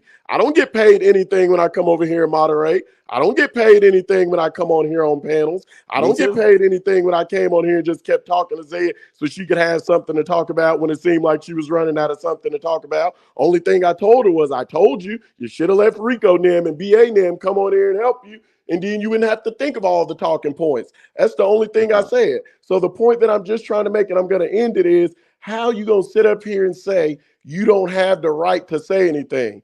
What type of people let their homeboy come help them, but then you don't want your homeboy to have any say-so in the way anything's moving, or to be able to ask a question and say, wait. Put some names to that, because I'm confused. Who are you talking about?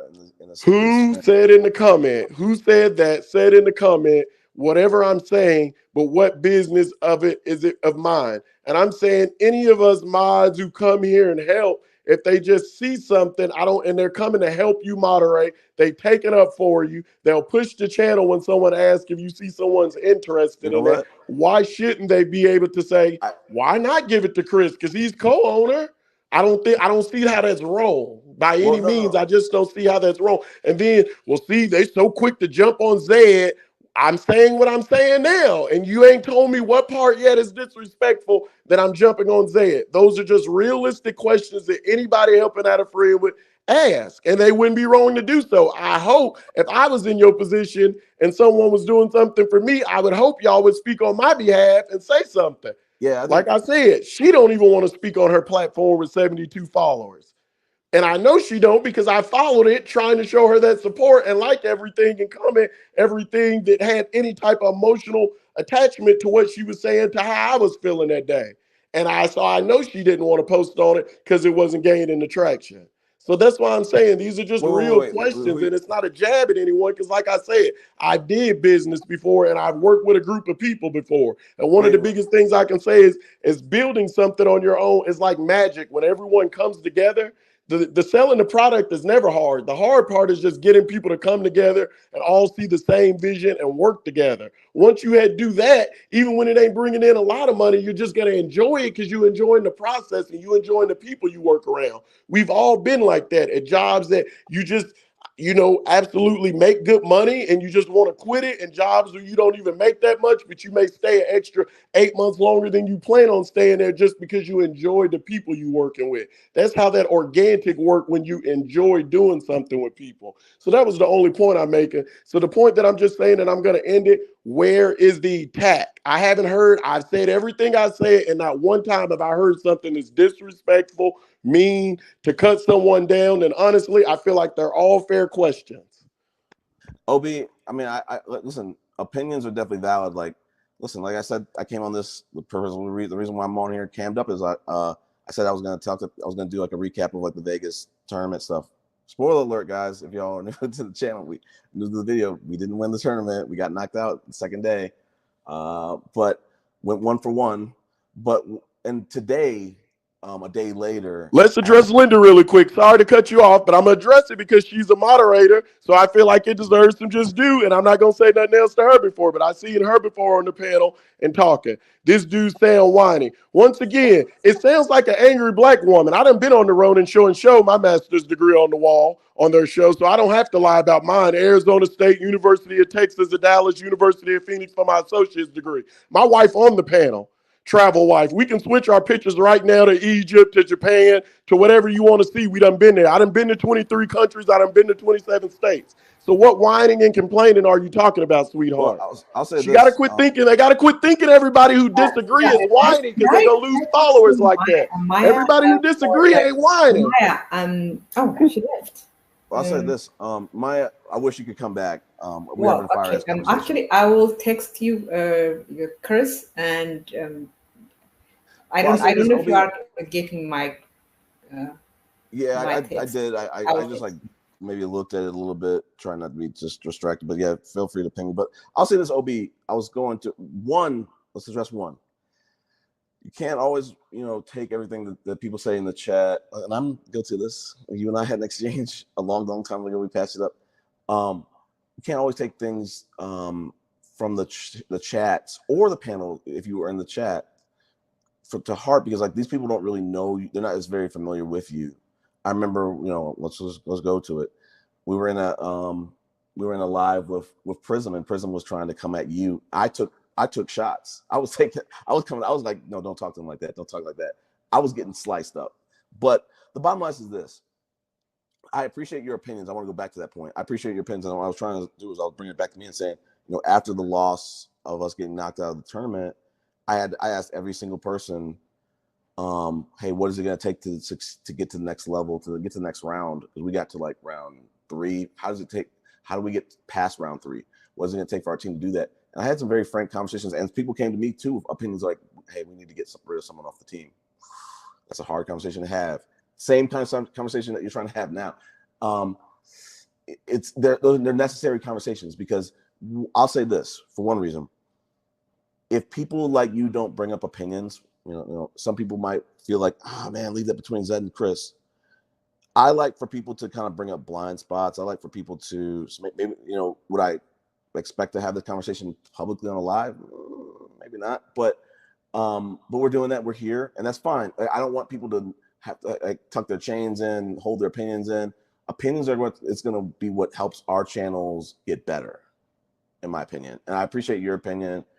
And like I said, I appreciate the people in my pool team's opinion when they give frank advice of like where holding me accountable, helping me get better as a captain, helping us the team get better, us get stronger. So I appreciate your opinion, but I think everybody in this community, like we genuinely get along. It's just sometimes there are certain topics that people might hold different opinions on. Like, we were in that one chat and you said, man, Chris's dating advice is like 8th grade.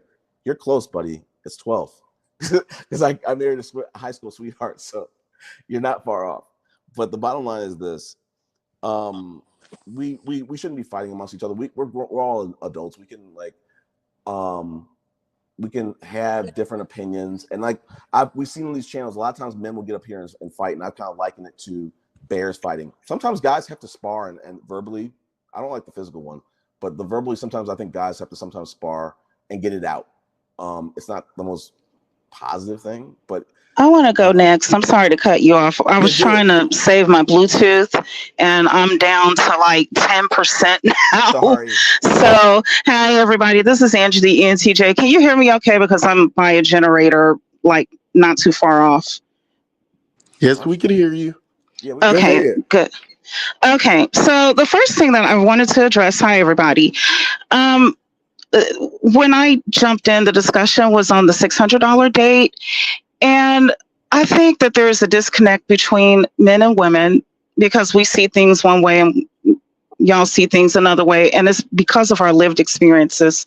That's understandable. That's to be expected. But here's a big picture view that I would like to offer on that. We're living in a society where we pay taxes but don't get enough benefits from it, like you would see in the Nordic nations, where when they pay their taxes, they have free or affordable health care, free or affordable college education, they have social services, their homelessness numbers are decreasing, that kind of thing. And also, when a woman goes into the hospital to give birth, it's at no cost or at a very low cost. She also gets help when the first couple of weeks, a specially trained professional comes and makes sure that the family is okay, that they're well adjusted, that if there's anything wrong with the infant or anything wrong with the mom, there's another set of eyes, trained professional there to come in and help out. We don't have that kind of stuff over here.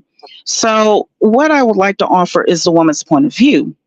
Now, we're in the dating market or the dating pool, and we're wanting to understand what's going to happen if we tie ourselves to this person. If he's complaining about how much he's spending on a date, even if it's $50, then he's not going to stop complaining about anything else. To us, this looks like a person who has a problem with reality. Okay, so now go a little bit further. We've done the picnic thing before.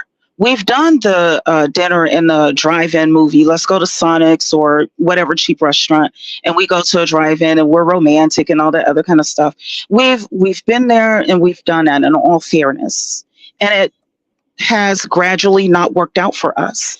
So now we're at a point to where we have to test your financial fitness, because if we do not, then if we get together with you, we have children especially, and in today's times, children are costing $350,000 from birth until age 18, not including college. Whether, if we go 5 years down the line and it doesn't work out, well, some way, somehow we're stuck, especially for those guys that will abandon the mother and the child to fend for themselves. We're stuck. So we have to figure out a way early on to see what it's going to look like for us down the line. So the guy that can pay $600 on a date looks a lot better than the guy who's over here with $150 in his pocket and complaining. Even he's complaining as if the lady is eating up the whole $150. She's not eating that up by herself. He's there too, So I'm glad that Maya, I believe that's her name, she had the experience that she had. And also, you notice that she said that the guy, she and the guy are still seeing each other. So from the guy's perspective, I think he realizes that the competition is kind of high, especially for somebody who has a mind like Maya, because when asked, she said she didn't mind a coffee date. She didn't mind going, on a picnic. She didn't mind it. Maya is a dying breed nowadays. So that guy did what he had to do to make sure he impressed her properly and that he could hold on to her. So the $600 date in the front end, he may do, a few $50 dates here. And I'm not trying to suggest that, Maya. Please forgive me. I'm just giving an example. But he may do that, for the 5th or 6th date. And she's cool with it. You have some women out here nowadays, they're not going to be cool with it at all. And it's not because they're trying to be high strung and sedity, as we would say down south. What they're trying to do is make sure that you're consistent on your side, because it's been too many women who have been left with the short end of the stick, left with the bag hanging, and they don't want to be the one that ends up like that. So that's one. Now, the second issue is directly with OB. I appreciate that you want us all to work together, but the thing is, I don't mind the suggestion. It is something that we can look into. But for me personally, when I started my channel, I knew that it was going to grow slowly.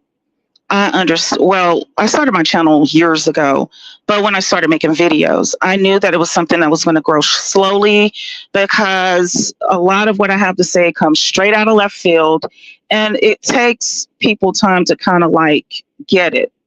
And when I say get it, what I mean is that the majority of people, when they hear something that comes straight out of left field, it strikes them, but they don't believe it. So the passage of time and a few events need to occur for them to see that what I was talking about straight out of left field actually is something to pay attention to. So I knew that my channel was going to grow slowly for that reason. And also another reason why I'm cool with having a few followers and it growing so gradually is because I only wanted to attract grown folks. Part of the reason why I started my channel or started making videos in the first place is because I got tired of hearing the same old talking points, both online and offline. And it's centered around philosophy. Now, I took philosophy in college. I took some philosophy courses, rather. And philosophy is a good thing. So I'm not an opponent against philosophy per se. But a lot of people do get caught up in this loop that if they see a few things that are believable and it feels right, that they think that it's factual. And so my approach was to focus on numbers, because those are the things that cannot be disputed, whether I like it or not, whether you like it or not. Those things that can't be disputed, I wanted to focus on that and just offer a different line of reasoning. And then again, like I said, I wanted my focus to be on grown folks. I didn't want a lot of arguing back and forth on my channel, because my biggest focus was get it. You don't have to like me. You don't have to do what I do, but at least know that this angle exists for you to consider before you make a decision that will take years for you to recover from.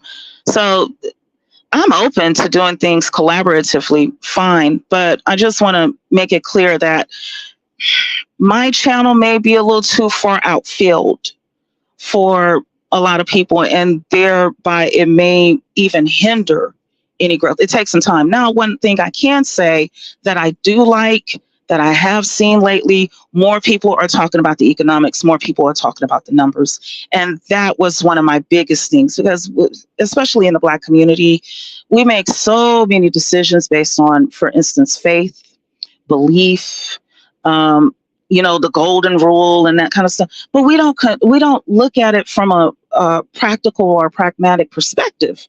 And it shoots us in the foot. It shoots us in the foot. So that's what I had to. And Chris, personal question. This is going to be my third one. Not too personal, but let me ask you something. Are you worried about what another man does with his money and his time when he's with his boo? That's what I'm trying to say. These guys that are into that mess, in my humble opinion. Oh, I can't hear you. Sorry, I was on mute. I was saying no, but only if this dude is on the internet crying with a tiny violin. That's when I'm concerned. But see, no. That's the thing. That's why I'm around real men, I'm around real men. I don't ever hear them talk about what another man is doing in his own private time with the lady of his eye at the moment, or the lady of his life. That's his business. He's still seeing her. So clearly some guys can't accept that he's charging it to the game. He's saying, listen, I had a great experience with Maya. He clearly went on 2 different events with Maya. I'm guilty of that too. We call it time traveling. He had himself a good time with Maya, and he's still talking with her. So the problem I have is with the dudes like Fearless and Ronan and the like, that are like, after a certain point, when a guy has spent a certain amount of money, he needs to get something back for it. No, $1, $1,000, it's the same thing. There isn't a hey, you spend a certain amount and you get a free prize. No. You know what I'm saying? And here I go from left field. Because see, I go down into the gutter. I'm a very naturally curious person, and I'll go down into the gutter. I'll go down into the sewer. I'll go wherever it takes to find the truth. And 2 things. The first one is that I notice when you go on to like P-Hub sites, if you know what I mean, they have advertisements that come up that says, oh, you can find somebody to be with, to hook up with, in that. So what I think they're trying to do is make that in real life with people that are unsuspecting. It's okay if you do your business, in private, and everybody is consenting, but they can't afford it. So what I feel like they're doing is manipulating people to act out that behavior in real life without them being aware of it. That's one. And then another thing too, I think that they need to come to terms. Some of them, I'm not saying every single last one of them are a part of the rainbow community, but I think some of them are like in denial about who they are, because you all up into another man's business, what he's doing in his own private life with his privates. Why are you all up in that man's business like that? That's his business. If he spends $60,000 on a date, that's his business. That's what he chose to do. Right. If he spent the money he needed to pay rent with, that's his business. I mean, he made that decision. I want to respond to this guy, Jay Mays. Jay Mays, if you don't understand the difference between going and spending $600 on a pro and $600 on a romantic date, this might not be the channel for you, man. I'm a spoiled brat. And I just want to say, and I hate Maya's gone, but I'm with you. If Maya was my real homegirl, like in the streets, to the point where Fearless, I had to tell him where he lived and everything. I know about his little apartment when he claimed to have a $500,000 house. I know about his wife, what her job is. I done told him all that information. I know where he got his degrees from and what he's trying to sell to be $250,000, and a lot of it's fabricated. So my thing is, why would you go back to a channel? Because the one guy that you actually knew in real life told you to come back to a channel where these guys have made you so mad and so just like, I don't know what type of craziness these men on that I got to talk about a gun in my 30s. I wish that I want her to be on here to say that. If you don't mind by now, you got to realize I'm not gonna. That's why I said I wouldn't even worry about that dude talking about her forehead or whatever. I got big teeth. Who cares? Like, I'm not even listening to those guys now. If you ain't figured out by now, and that's what I'm saying about who. I'm so tired of that every week. Kind of my girlfriend's dad's favorite line was, "I gotta prove my love." He had 2 girls and a wife. He's passed on now. But that was his favorite thing to say up in the house when they get to talking noise to him. God dang it. Every day, I got to prove my love around here. And that's how I feel. I'm not about to prove every day that I got y'all back. So as I said, every time someone come in to comment and say something negative, I'm not about to argue with it every day. And I'm not an angry person every day. And sometimes I feel like other people just, maybe it really is on their chest and they need to get off whatever it is on their chest. Bro, But that's my thoughts. I'll Like, say this, some OB. guys riding for you, don't go back on their channel. If that I'll say dude's this. really your homeboy, the one you really know in real life, he wouldn't invite you back to a channel that makes it where some guys made you feel so uncomfortable where you got to think about pulling out your piece to keep the peace. Come on now. Well, I'll say this, OB, like, you can't win over everybody, and sometimes you just have to let people have some. If some people have some freezing cold takes, you gotta let them sit with that. One of the things I love to do in life is let people have these freezing hot cold takes. I let them ride with that, and I'm gonna let. And then when they try to like smooth it over, like, you know, what was on your side?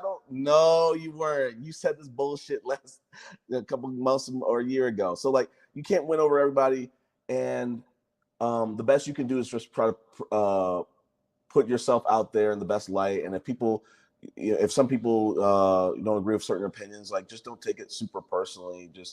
I think you're a good guy. Like, I think I love the passion you bring to these panels. But we're not going to always agree on certain things. You know, you and I have not always. I agree 100%, and that's the point that I make it. Every day I'm not going to be on here fighting. Every day I'm not going to be serious, and I'm not about to get mad because you say I don't have the women's back for today. Like, I don't have time for this all the time. Like, if I done had to call out someone's address and this dude talking about meet me in the street to fight over some people I don't even know, it's pretty damn serious, man. So if I got to go through all that, and then the next week you want me to prove my love, and then you deciding to kind of go back and mess with these dudes when they already showed you who you are, because your one true friend who you know in real life told you to come back, I think you should be mad at that friend. And that's I got my something to advice to say Maya. Be when mad you're at the done. friend who told you to go back.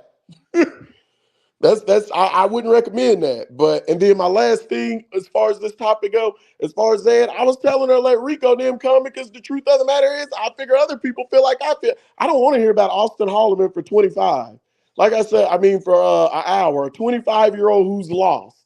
Austin is 25 years old. He's lost in the sauce. He's scared to go back home. He's begging for money as a grown man, which is just like the craziest thing to me. Today, he's sitting on a couch because my wife showed me with a 50-year-old man talking about who can get what pussy. That seems suspect and weird to me. Like, I don't want to hear about him for an hour. And I said it in the comments. I said, Zed, to be honest with you, I go to Austin page and I just look at the comments to see how much people catching on to his foolishness today. And I'm not getting a letdown. Every other day I go back and there's more people catching on to him saying, boy, you crazy. Now he done created a web page and they all telling them the same thing on that. It's 40 likes on it, 60 likes on it, saying, man, you don't have no experience to be doing this. You talking about being a dating coach, but how you going to be a dating coach if you don't do long-term relationships? That's all I do, and I get off the page. So when I was just saying Rico, I'd just be trying to mix it up a little bit. Like, I'm cool with hearing y'all's opinion on it, but just me sitting here watching his videos for 45 minutes to an hour, I'll get bored of it. And some people might like it. They might. I could be wrong. And everybody tell, dude, you just tripping. Them videos entertaining. I will shut the hell up. But I'll just be, like I say, I'm having a good day and enjoying myself. Maya, she came here obviously because she had something to say. She want to enjoy herself. I just want you to know, if you still listening, we got your back. I mean, I wouldn't even pay them comments. We ain't worried about them young boys in the comments. Like I said, you got a big forehead, fine. I got big teeth. Whatever they want to say. I talk funny. Everybody got something like this. It's childish. Yeah. Yeah, just don't take the Bluetooth. So Go ahead, Angie. Sorry, you were gonna go. I lost my Bluetooth, so I'm gonna just say this and then I'm gonna jump off. Obi, you said something earlier that I want to make sure that it's clear that I don't want to sound like I'm correcting, like reprimanding you. You're That's not fine. where You I'm can coming just say from. whatever you want to say I bluntly. I promise you, I'm not going I to take it like just that. want to make sure it's clear. You said that basically we broad stroke black men. I want to make it clear. Even in my last video, I make a clear distinction between those who misbehave and cause chaos versus those who are trying to do right. As a matter of fact, you can even go back on to one of my videos. I forget the title, but I'll when I get a chance, I will, when this live is over with, I'll put it on the channel so you can see for yourself. I'm the one who pointed out that there is a quote unquote Poindexter side going on. That's my word, side meaning like unalivement. And it's coming in the form of when guys are graduating from high school, especially, and they have a bright and promising future. You're seeing an uptick in the number of no good, no nothing dudes taking them out on a graduation day, taking them out at their graduation party, those kinds of things, the ones that are not winning. I'm the one who's pointing that kind of stuff out. I don't hear too many people making that connection. I also have another video titled The Simp and the Dusty, where I pointed it out. And when I say simp, I'm saying so-called. I don't view people through that lens, but I use the language that is common to them so that they can understand the concept at least. I pointed out where this guy spent millions of dollars opening up his restaurant down in Houston. It's award winning, a black man, right? And here what he did was hire another black man who probably was down on his luck or whatever, giving him an opportunity. And what did he do with that opportunity? He used his privates into a jar of jelly. And I went down and specified, what does that look like to that restaurant? It was a stain on the reputation. Then the man had to throw out all the food in the restaurant, probably had to do a total complete cleaning, had to get inspected by the Department of Health, all that kind of stuff. Why? Because of this one dusty dude that he tried to help out. This is the kind of stuff that the quote unquote simp is going through. And because he's walking around looking like everybody else, he has this added burden of people mistaking him for one of them. So no, I don't broad stroke all black men. I never have. I've always made a distinction between those that do and those that don't. As a matter of fact, I've even, you know, through my content, try to point out how one abuses the other. So I just want to make sure that's clear because you made that statement earlier on and that was inaccurate. So I yes, don't ma'am, I'm hearing what you're saying. And my example would be, do you remember when I don't know what you call it, but you were like saying the labor. And I was like, hey, a simp on your page. And I agree with you, but it's just one thing that I don't know about, this unpaid labor. I feel like men do certain things too. The whole page jumped down my throat about that. And I'm not saying that, and like you said, thank y'all. And I think that's awesome that they had your back. One thing I respected about you why I came back, because you was like, Land or OB, I kind of see why you're saying what you're saying or whatever, and you just seen both perspectives. So that's when I was like, cool. She owned up to it. No point of me even saying anything to the other people. Let them have their way. I'm just saying, so I'm not saying that you're wrong. I'm saying let's not say that it's something that we don't see. Like we see it. Like my wife sitting here talking to who in the chat and the exact comment. Well, at this point, black men ain't got, not passport bros ain't got our back. Not the worst of the worst black men ain't got our back. It's just flat out black men ain't got our back. That's why me and Chris, I didn't like Chris when I first got on here. Because I was like, I hear it, but at I some get it. point, like I got their back, but it's got to be even. And one thing I was happy to see on Zed's last, like one of her community posts she did, like one of the comments she put, but I don't have to say I'm speaking about all black men specifically. And I literally showed my wife, was like, woo, I'm glad she showed this. Because boy, them comments she be saying sure do be hurtful when she try to say all black men all the time. So I wasn't incorrect. Well, Now I I don't. might have you been on the No, panel and it wait might a lump minute you into now. that, but I wasn't incorrect. Wait a minute. Going back to the comment on my page, and I'm glad that you left it. I often put data, like screenshots of the actual empirical data within the videos. But So I clean. in terms of men doing uncompensated labor, I never said that men don't do uncompensated labor. I've never actually said that. I did focus on what women do because oftentimes women are made to feel like whatever they're doing in the house is their divine duty. This is something that God told them to do. This is, part of womanhood, so on and so forth. And I'm saying bull crap, because when it comes to men, as far as whatever they do, they can monetize it very easily and no one is complaining. You mow the yard at your home, you can make a business out of that, you know, and no one will look at you and say, "Oh, you're crazy for going out and mowing." They understand that's hard work. You're sweating. You're using fuel. You're using equipment. But when it comes to women having that conversation, it's a different topic. So my focus was on women, yes, but I never said that men don't do uncompensated labor. That will be inaccurate. That will be false. And I often include data, empirical data, to show the Go full look at your picture. Just go look at your post and you'll see they said, "You ain't no simp. If you said that, you ain't no simp. You ain't, if you were a supporter of us." And all I said was, men do some things too. And kind of like the example I said in my house, I'm the cleaner. My wife isn't the cleaner. That's just not how she was raised. Now she helps me because she's been around me for so long, or I'll catch her. She'll say, "I went to my mom's house and it looked like this. Woo! I'm glad I grown and I can stay on my own now." And I say, "Ma'am, you were just like that. You just done got used to it over here at your house a certain way That now was one because you've been person. around me." But I'm the cleaner. So for me, I would have been getting gypped on that end. And then, like, as far as cleaning the house, they have Molly maids, companies like that go inside a house, and it is monetized and you can get paid from doing that. So it goes both ways on that. But maybe name something else. Maybe I'm missing one. Now I'm just enjoying your topic. That's one person that you're talking to. And part of what I do, which is not seen and I don't brag about, is give people the opportunity to grow. I take it that that one particular person went through some traumatic stuff. I'm giving her the opportunity to say what she feels on my channel. I did come in and like kind of brace you up a little bit, but this person has gone through a lot.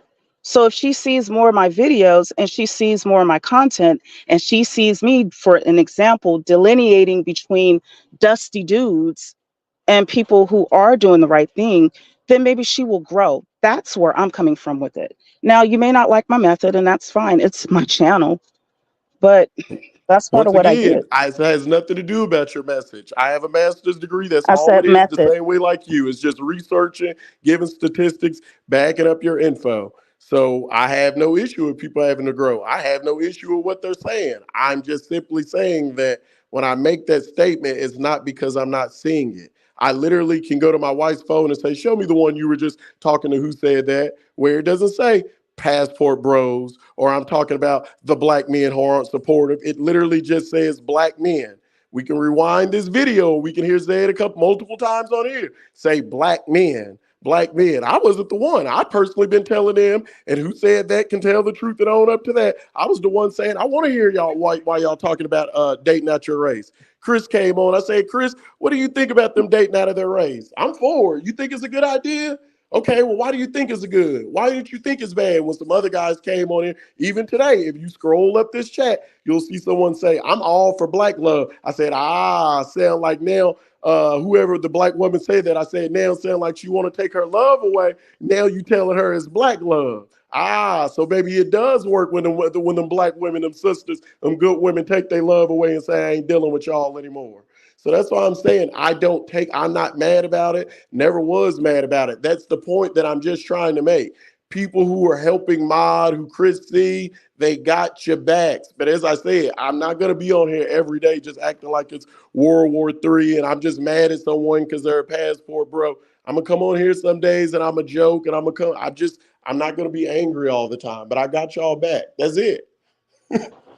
Well, I appreciate it. I just want to make sure that my end of it, I can't speak for other people, but my end of it, I want to make sure it was very clear since that statement was made, you know.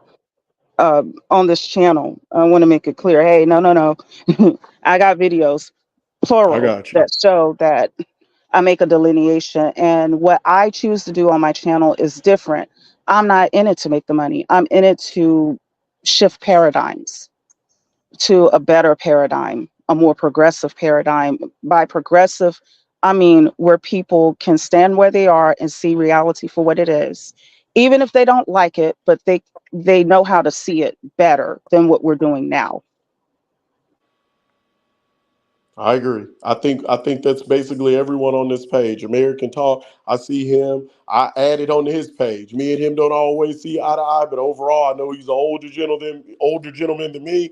He's out there doing something that I inspire to do, and I retire. I hope to get up out of here, out the States. So hey, let me show some support over there and come over there and learn something and just doing what I'm doing now. It's Saturday, off day. I don't want to pick up a video game controller today. Let me see what's going on the YouTube. And it just so happened to be Zed's on here. Same thing with Chris. He ain't on here for the money. I heard him say the other day, someone was cussing. He said, you can say, but I ain't worried about no monetization like that. You know, if you ain't disrespecting no one, don't worry about them cuss words. Do your thing. Angie, I appreciate your content. I've been writing it on your page. Hey, I think you should share this on Zed. And you don't see it, but I'm over here telling them the exact same thing. Hey, why don't you go to Angie? And they damn near want to cuss me out because I'm saying, why don't y'all come together? I told my wife today, if I just have to be the bad guy, then I'm going to be the bad guy. But as you said, I just think it's good content. It's good information. It's truthful. And I just want to spread it. It's just that simple. Well, I appreciate it. And then I want to say a couple of things too. Um, and probably for everybody that's still listening or will listen later, a lot of times when they hear the word swirl and divestment now on August, what's today, August 11th, 2024, they're probably thinking of the extreme version of some whacked out women who are weaponizing the act of interracial dating and the act of like doing what they want to do. It didn't start out like that. Those movements were hijacked. They were hijacked because I've participated in both of them, not heavily, but I was there to see it transform from one that was based in intellect, where there were mature women just saying, hey, I just want to expand my options. And then, you know, there were those who were like, nah, I'm done dating black men. I just don't want to be bothered. It's called a spectrum, y'all. And not everybody's going to fall in the same category all the time. Everything is on a spectrum. And part of being mature is learning how to, you know, people say you got to be on the same page. No, as you grow, you're not going to be on the same page with people, but can you be in the same library, even if you're on in different books? You know, can you be in that same vicinity and be okay with that person being an individual? So it was sort of like that with the swirl and the divestment movements. So when I hear people talk about, oh, black women dating a white man, but they do it kind of like, and I'm not saying that's what you were doing, but I do hear it. I don't think they realized that those movements were hijacked and they didn't start out as we hate black men, so this is what we're going to do to kind of like get back at them. No, it started out as, hey, you know, if we stay in this bubble of the black community and we wanted to just date, there will be 2 million more of us than there are black men, even if everybody dated monogamously and paired up.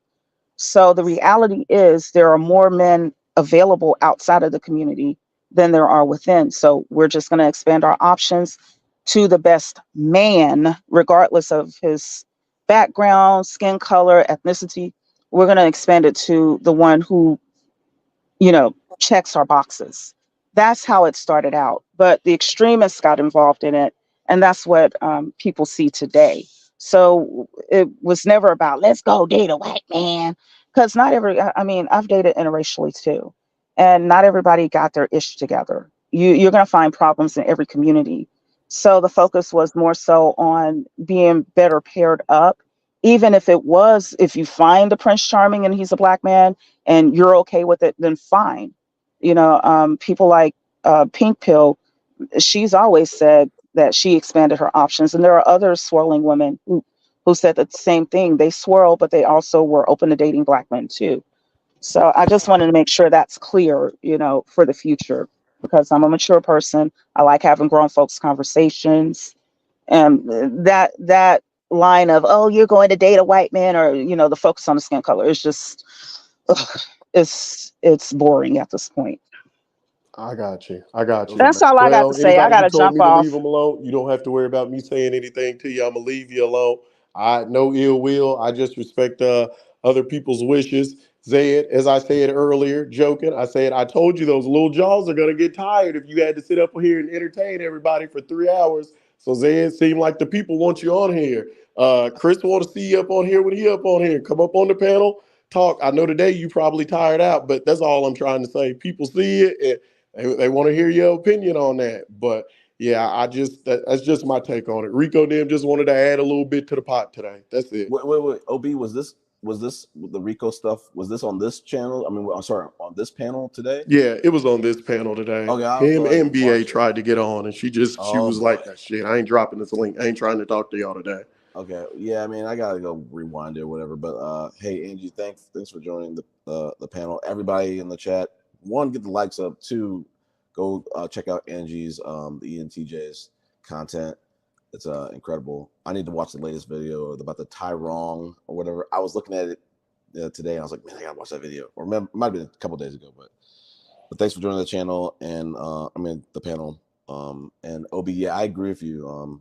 Listen, panel. I mean, holding panels, it could be a lot. Like, and I think it's something that people should not be doing alone for a long period of time, because like I think the lifeblood of the panels is like other opinions, not just an SLN, Saturday Night Live monologue.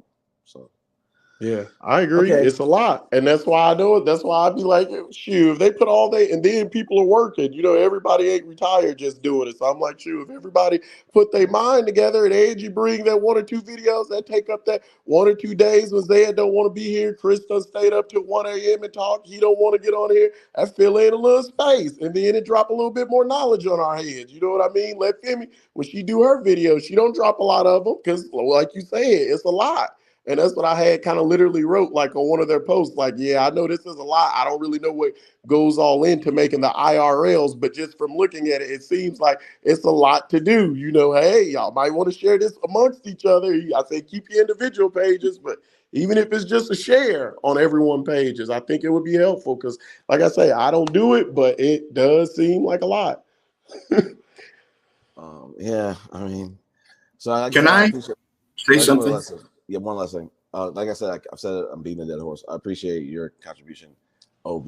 Like, it definitely makes lives like more entertaining, more informative, to have other people's opinions. I think I love your opinion.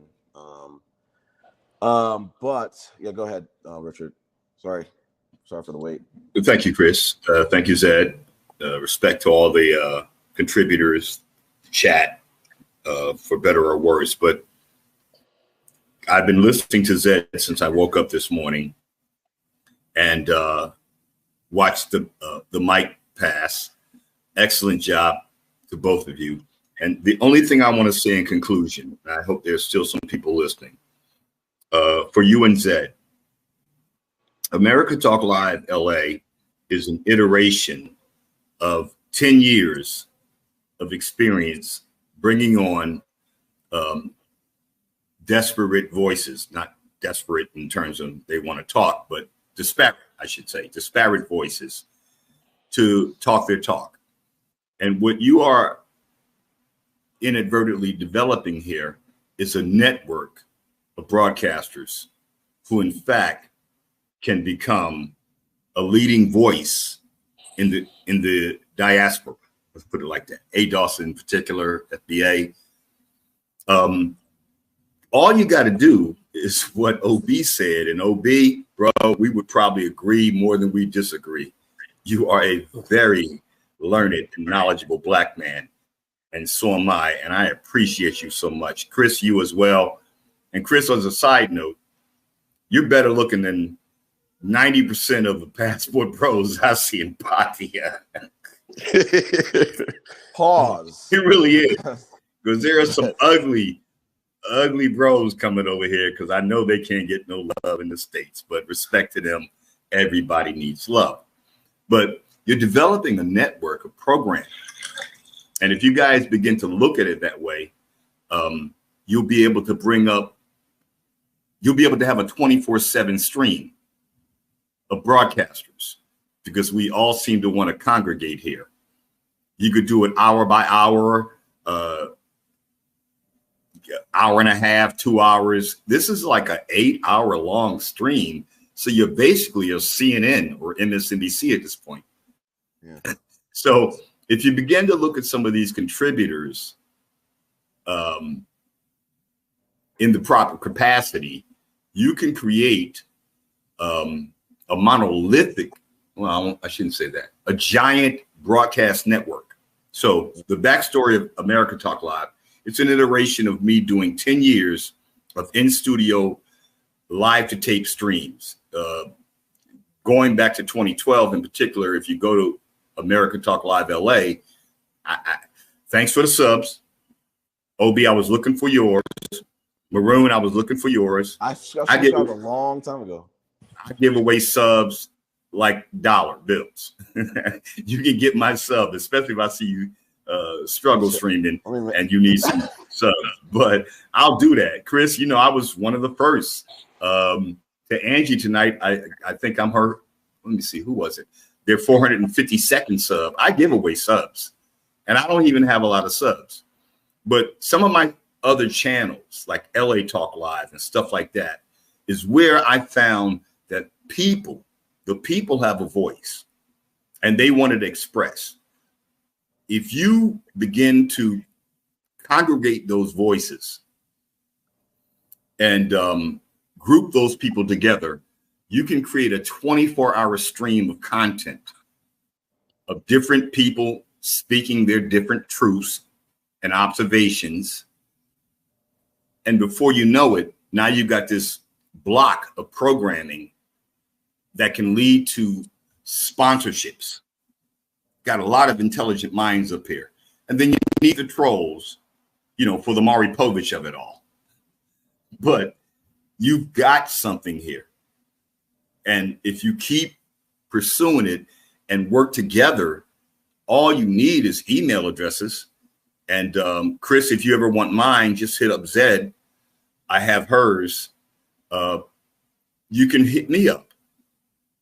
And I can help you find a way to keep this programming going because it's very valuable for the healing of the Black community or the ADOS and FBA community. This is very healing. And shouts to Angie, shouts to Maya, incredible commentary today. So if I was you, I want Maya to be looking at how to congregate these voices under a umbrella, like what America Talk Live to me was the umbrella of a national voice of different people telling their truths about life. And I'll tell you one thing I've learned about YouTube, and I've never been successful, never made a dime, don't even come up here now, just like you, OB, or anybody else on this panel, because your numbers aren't strong enough. But if you build a block of programming around some of these incredible voices, they could be. But all that aside, never made any money off this. People who come up on these panels and do this stuff like you, Chris, it's out of their passion. Just want to hear their voice heard, want to talk, they talk. And this is a great platform for this. And shout to Zed as the founder. Shout to you, Chris, as the co-founder.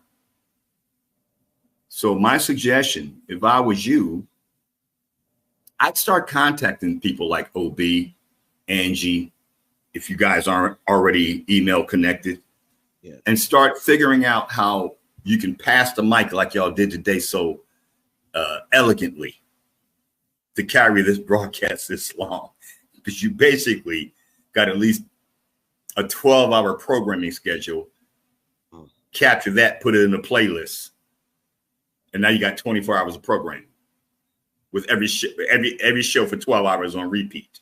If I would have heard And you say this, if I would have heard you say what you're saying right now about 4 weeks ago, I would have said he crazy. CNN or 24 hours, but I literally, now that I've been on this YouTube for about 3 months, I literally see people, like you said, they literally run it like that African diaspora. Dude literally has more followers than, you know, the Don Lemons, the guys who've literally been on main TV, and it's 24/7. So you ain't lying about that. channels There's a all true day. show called The Chaotic Show. All this dude does is talk about politics. He's black and he wears a Trump hat. He says he's conservative, and I'm to the point I don't even believe it. I think he just does that because he knows it's shock value and it'll make people argue. He gets on there, talks for 20 minutes to give them a topic, and all day long it stays at a minimum 160 people in the live chat, and it goes all the way up to about 350, and it just runs all that day guy's a of them Republican. arguing. All day. He's a Republican. See, Yeah. so Chris, the burden on you and Zed right now, as y'all are passing the mic back and forth, is that maybe you need to look at some other admins. Let them come backstage. Let them create an hour or two of content. I think you probably need a little bit of rebranding, because the Keep Africa Passport Bro free branding, and I mentioned this on a previous panel. I think I even mentioned this to Zed. That is not going to connect with the reason that advertisers want to join the algorithm.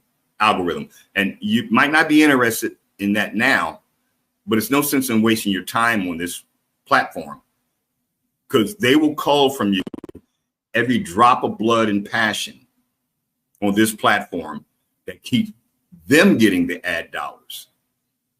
So I don't, I don't bemoan people like Austin and Razor Rays and all these cats who are begging for money. I get it. Put that up, Chris, again. Yeah. As Lil Wayne would say, fuck, what's his name? Razor Rays. Fuck Razor Rays and anybody that loves them. Fuck them. Right. So, but aside from that, you are carving. You guys are apparently unknowingly carving out a segment of the internet, YouTube, that will bring together people instead of pushing people apart. The trolls are going to troll. Let them troll. Do what needs to happen to them. Trolls get what they deserve. And I just want to say I agree with you 100%. OB, just hold on, bro. If I could get y'all, sorry. No need to be. If I could influence anybody here to look at this opportunity for absolutely free and can make money off it, to start considering how do we stream 24/7, all of our faves. Ooh. And all of y'all can kind of get together. Hey, Chris, ask Zed for my email. I'll come on, talk my talk. I have channels. I've got lots of channels, but I'm too lazy to even be bothered with them. Y'all got the traction. You can build from this. And let's keep this real. I wanted to say this earlier. Austin has 100,000 or so followers or subs, right? But he's not getting anywhere near that level of exposure, either in his lives, his vlogs, or his recorded content. So those are fake numbers. You guys can really build this out because you have the diaspora's ear and voice, starting with Zed, starting with Chris. Chris, you're in like the Black Mecca, bruh. I lived there for a year and a half. I know what it is, years ago. But if you continue on your ideas, Chris, and keep working with Zed and keep bringing people like OB up and Angie and Maya and Rai and all these other people who are mods, who are engaged, consider giving them a 30-minute show. Consider conglomerating all of these voices under one umbrella. I think the branding probably would be, better if it was a different voice. But you've got something here, man. And this was a great show today. And that's all there's so much I'd like to say, but I won't get into all the different topics because you cover so many. And that's why I think the passing of the torch would be valuable to the growth and prosperity of the contributors as a group. Yeah, I'm still trying to like develop skills. I'm kind of like, and if you ever watch Chris, you don't have to have all the skills, bro. You worked in corporate America.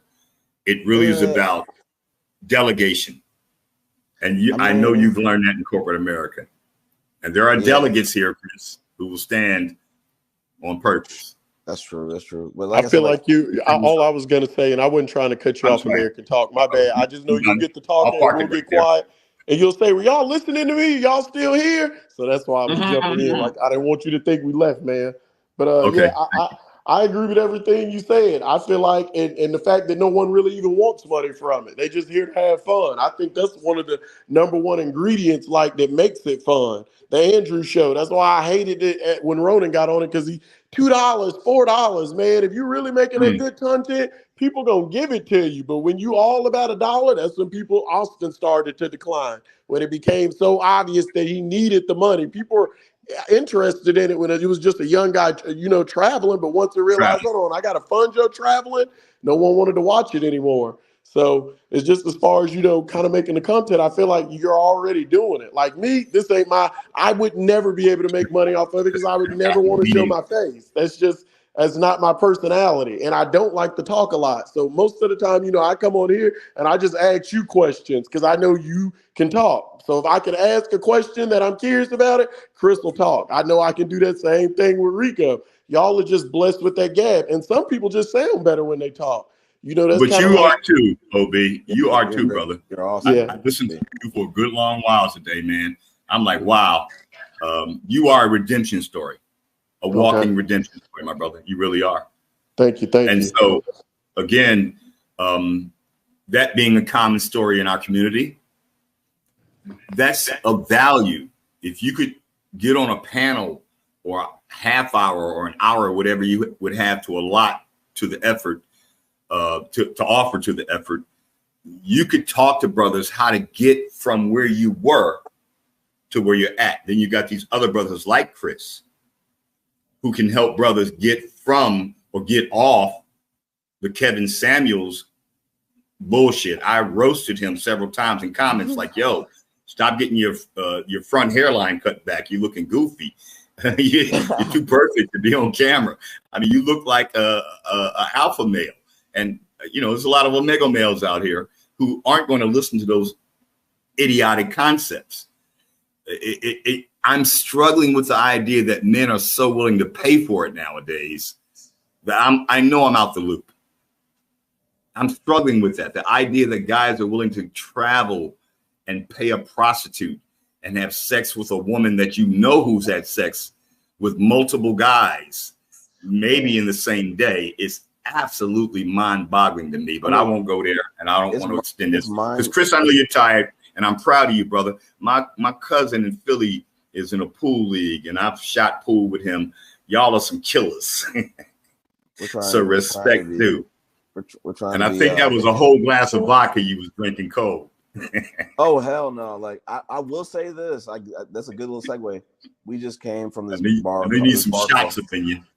Go have some fun. No, I'll say this. We did. I did come from this bar called Griff's. It's like a historic pool hall, and it's in Las Vegas. I was drinking, like, we were sharing pictures of beer. Like, I was tipsy. So I was tipsy where one of my pool players was like, "Hey, I'm gonna drive. We're gonna drive this one guy home. I'm gonna drive your car home, and I'm gonna drive myself home. And you'll drive yourself home." So I came here cursing a little bit more than usual.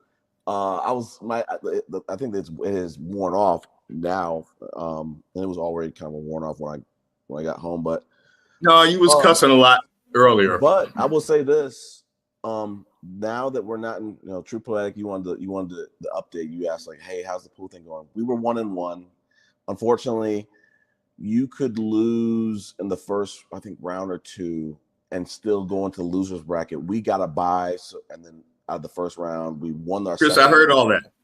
Yeah, I heard all that. Not to be disrespectful, but I'm more curious about the cheating that you mentioned. But let's not drag that out because I know you got to go. I'd love to hear about that, how that happens in pool. But That's all I wanted to say, gentlemen. I'll make it very simple for you right now. You have different skill levels ranging from 2 to 7. It's as simple as, hey, bring somebody on the team or have somebody play a role in the team where you stuff yourself down below your true skill level. You play possum and you wait till ringer the tournament time to unleash it. I had some people like that on my team, but people will do it at a bigger level. They'll have a 5 who plays like a 6 or a 7, 3, whatever. But the bottom line, True Panic, we got bounced out after we won one game, we lost in the second, and then we're out. But we're just kind of banding together and trying to figure out how do we, improve the team for next year and try to get back to Vegas. The kind of the challenge of winning is like now, like the bar has been raised. So like just getting to Vegas was like a lifetime achievement. Now it's like, it's the expectation now. We're like, we got to get back. We know we can get back, and we want to try to get further in the tournament. So my fascination with competitive activities, sports included, has always been what made Michael Jordan, after losing the championship, or Kobe Bryant or Shaq, go back out on the court, go through all of those games again to achieve the championship for the next year. You went to the Super Bowl of pool, so you're gonna want to go back. It's a natural instinct. But listen, I'm gonna step down. OB, mad respect to the panel, to all the folks who mod. Thank you for my wrench. I'll be back again. This is my guilty pleasure. And I enjoyed it, today's conversation. 9 hours in, you got a 24-hour channel, young fella. I hope you develop it. I have some skills there. So keep doing what you're doing. I guess that's it.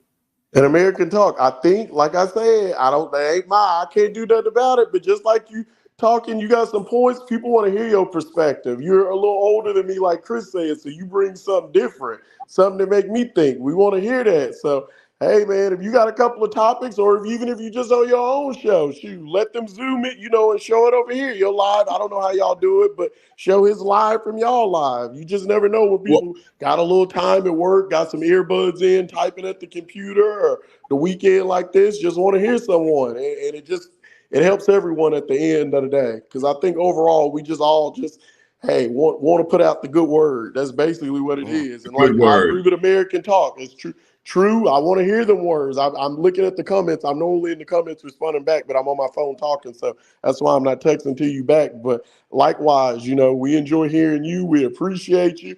That's what keeps us coming back. And I agree with American Talk. Like, we want to hear that.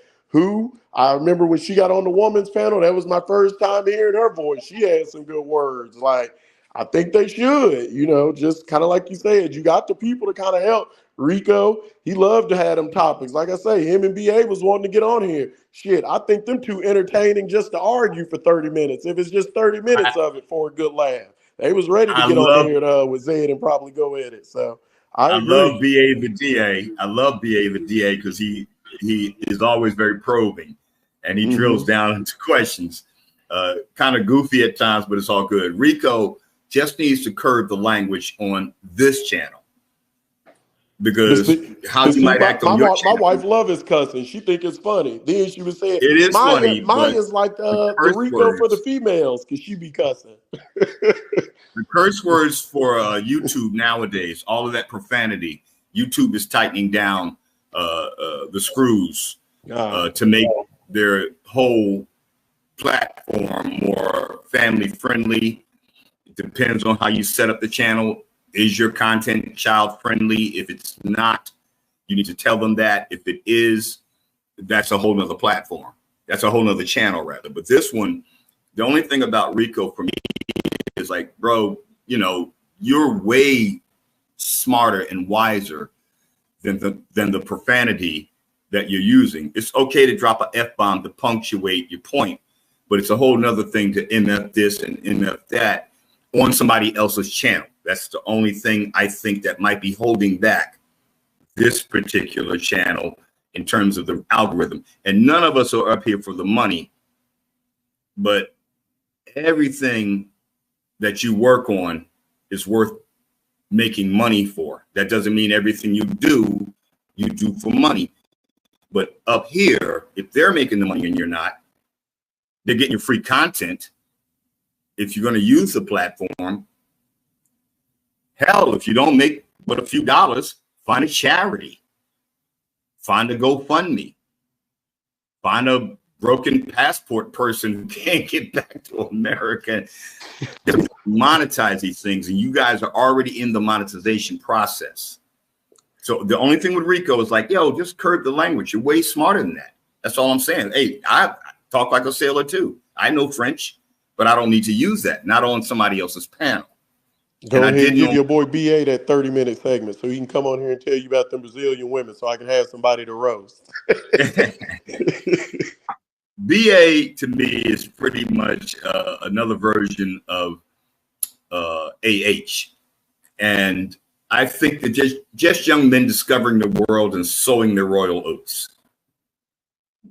That's the smallest, most minuscule part of ADOS and FBA leading what I call the scene of the crime. Go travel, get out of the country, get off the continent, go see how other people live and experience their life. Go back to the 70s and see how families sit together on blankets and eat by the beach during sunset. It's way bigger than America. So I don't dislike some of the Passport Bro content. I get it. But again, here you can curate some of the better voices of that movement, some of the better minds of that movement, things that other people can share with you about your experience if it's your first time. I think that that's what this platform is best at. A lot of arguing. I wasn't on. I listened to Razor Rays last night. I heard two dudes cackling, including Caribbean Casanova, for like 30 minutes going back and forth. And I'm like, wow, are you serious? But it's a guilty pleasure. I'm going to hop off here, Chris, because you in Vegas, man. You need to go enjoy that as long as you can, what's left of it. That city don't never go to sleep. But I'm just going to say, yeah, Zed was saying that even today, I like Jay Rello. I think he could have been the one to carry. To have Jay Rello come on here and compare to BA. BA, are you a Passport Bro like Jay Rello, or are you the same? We can critique it. It's so many different things you can do, man, and still overall it's going to be that positivity, and it ain't right or whatever, you know what I'm saying? But just keep it fun and interesting. But, brother, have fun. American Talk, I enjoyed talking to you. I'm going to get off here, y'all. Me as well. Chris, thank you, brother. Yeah, I guess we're going to have to end the panel. I wish Maya was still on the panel or the chat. I got to address that serial dater allegation. That's not true. I just Googled it. It said, someone who dates multiple people in a row and doesn't usually commit to long-term relationships. That doesn't stick. Because I dated someone probably a year and a half of the 3 years I've been divorced. There you go. And I've been dating one person right now for like the last 6-7 months exclusively. So, well, Maya, come back. We got your back. Don't be on here running off, letting these people get you hot. I want mine on these panels. Like we were having a great conversation today. I really like talking to Maya. Well, reach out to her. I think you should. Y'all like going. Like I said, last time y'all were talking, you said, "OB, what's your opinion?" I said, "I'm in the comments arguing with who? I have no clue." But people like that. That's why I say, y'all. Like I say, if someone asks me a question, I can answer it. But just talking like that off the dome like that, I don't have that gift of gab like y'all. So yeah, I want to see it. I'll say this. I thought I had this like hot take maybe like a week or two ago, and I was like, holding a live stream, this is just my opinion, it's like a date. Because you have to entertain for hours. I'm not saying you're the only one entertaining, but you have to kind of keep the conversation fresh. You have to get some jokes in. You have to. That's where I think a lot of these Passport Bros and incels, like, they really suck. They, like I said, like, I think they suck not only online, but they, in terms of their profile and how they present themselves to women or in the world. And I think they suck in real life too. It's like you have to come on a date. You have to create a connection. You have to continue to build on that connection or whatever. But I don't think that a lot of these people know how to do that. And like I'm an introvert. Let's be clear about that. So, but I've kind of changed over time and become more social. It doesn't mean that I still don't feel uncomfortable in certain social situations or whatever. But it's like I said, that was my little hot take. Is it's like it takes some skill, and like I said, it's better to not have been done alone. So it's like having people on the panels, it really helps. Well, Chris, please consider my idea. Hey, I'll come up and I've got an hour or two. Yeah. Just a passing of the mic. Yeah, you just have to find.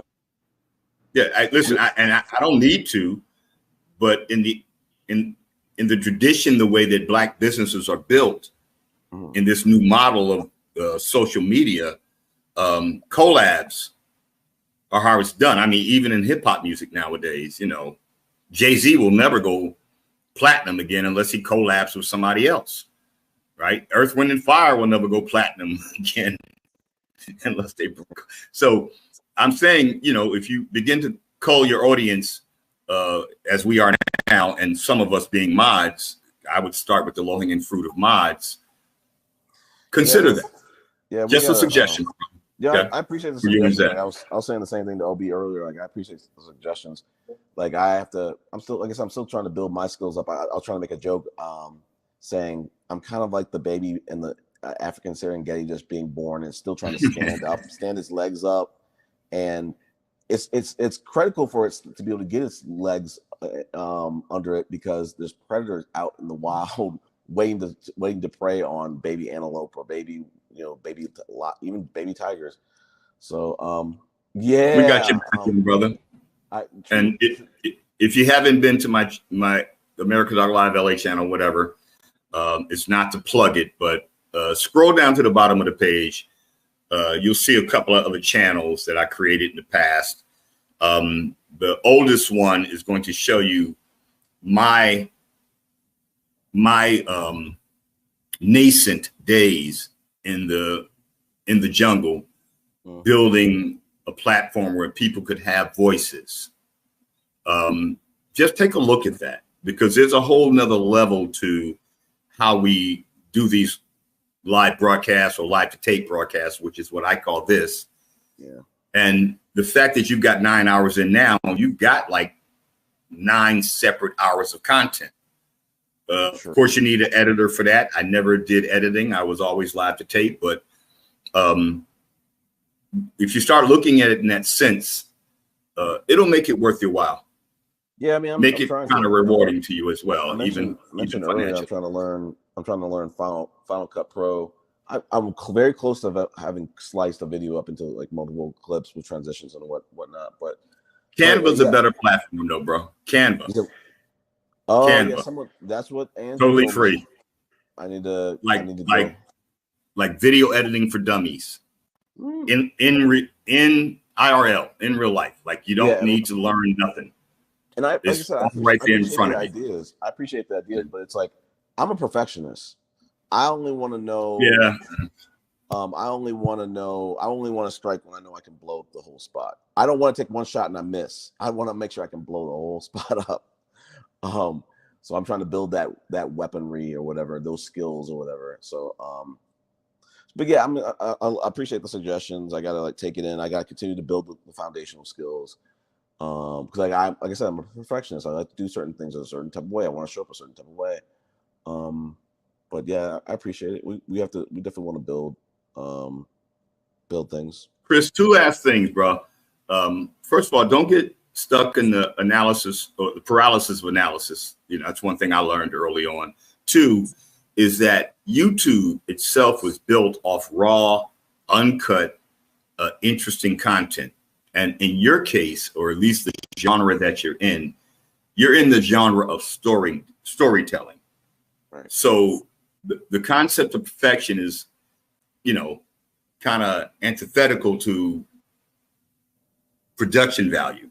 I mean, meaning that you don't need high level production for people to be interested in watching and listening. So I'll leave you with that, my brother. And thanks once again. And that's why I'm lucky to have Zed, you know, us contributing both together is I like if it was up to me, I still wouldn't stand my channel up because I'm like, I want to do it in a certain type of way.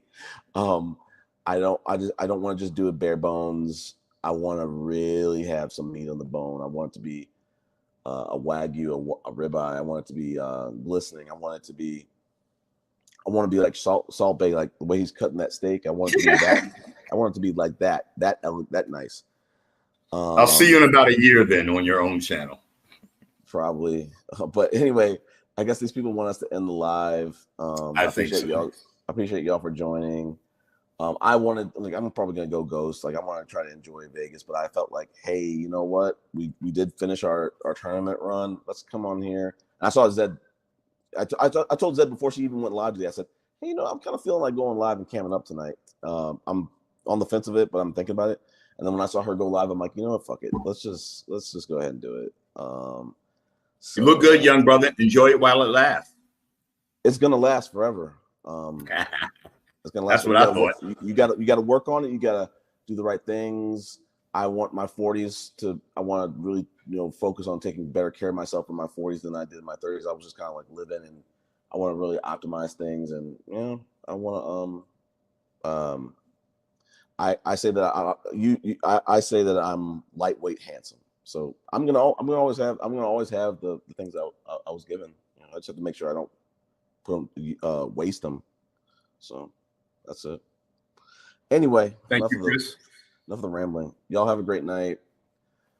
See y'all on another live. I'll probably be like in the chats. I'm not gonna probably be joining like panels. I want to really enjoy Vegas. Now the fun starts, Richard. The debauchery, the fun. The I'm gonna get some gambling in, buddy. I'm about to hit that roulette table. Some shows. The Blue Man Group. Penn and Teller. BattleBots. I'm gonna be seeing some shows. Is Usher still there? I don't think he is. Mariah Carey's doing her. Listen, the thing about Vegas is like I would have thought like only maybe a handful of people had residencies. Man, there's buku people who have residencies here, tons. Yeah. So, but it's just but like I said, I'm gonna see some shows. I want to see some shows. I want to maybe try some restaurants now. As I was saying earlier on the panel, like my favorite thing about this whole experience is being able to do this with my team and getting to hang out with them in real life, which we really don't do. And I was saying one of the people on my team who's like a 75-year-old, maybe 70-ish-year-old white man, I want to try to proposition him and say like, hey, would you come on this podcast and talk about some of the things he sees and how he's seen kind of things change over time, because he can speak to it from a different perspective than we can, from an age perspective, from a race perspective, and his experiences. I don't know if I'll be able to do it. I'm gonna try to butter him up, because like everybody's not always comfortable joining on lives, even if it's just their voice. Me, I'm coming up today like because I'm like, I like transparency. It doesn't really bother me. I find it to be intoxicating. I find it to be therapeutic. So if I was saying earlier, if I could just get my place in order, I would be doing. I'll start doing them at home at some points, but I'm still moving in. I'm still trying to get things decorated or whatever. So I'm like, I don't want y'all seeing like Alpha Towers in the background and container store shoe boxes stacked on top of each other. It's not gonna be a good look.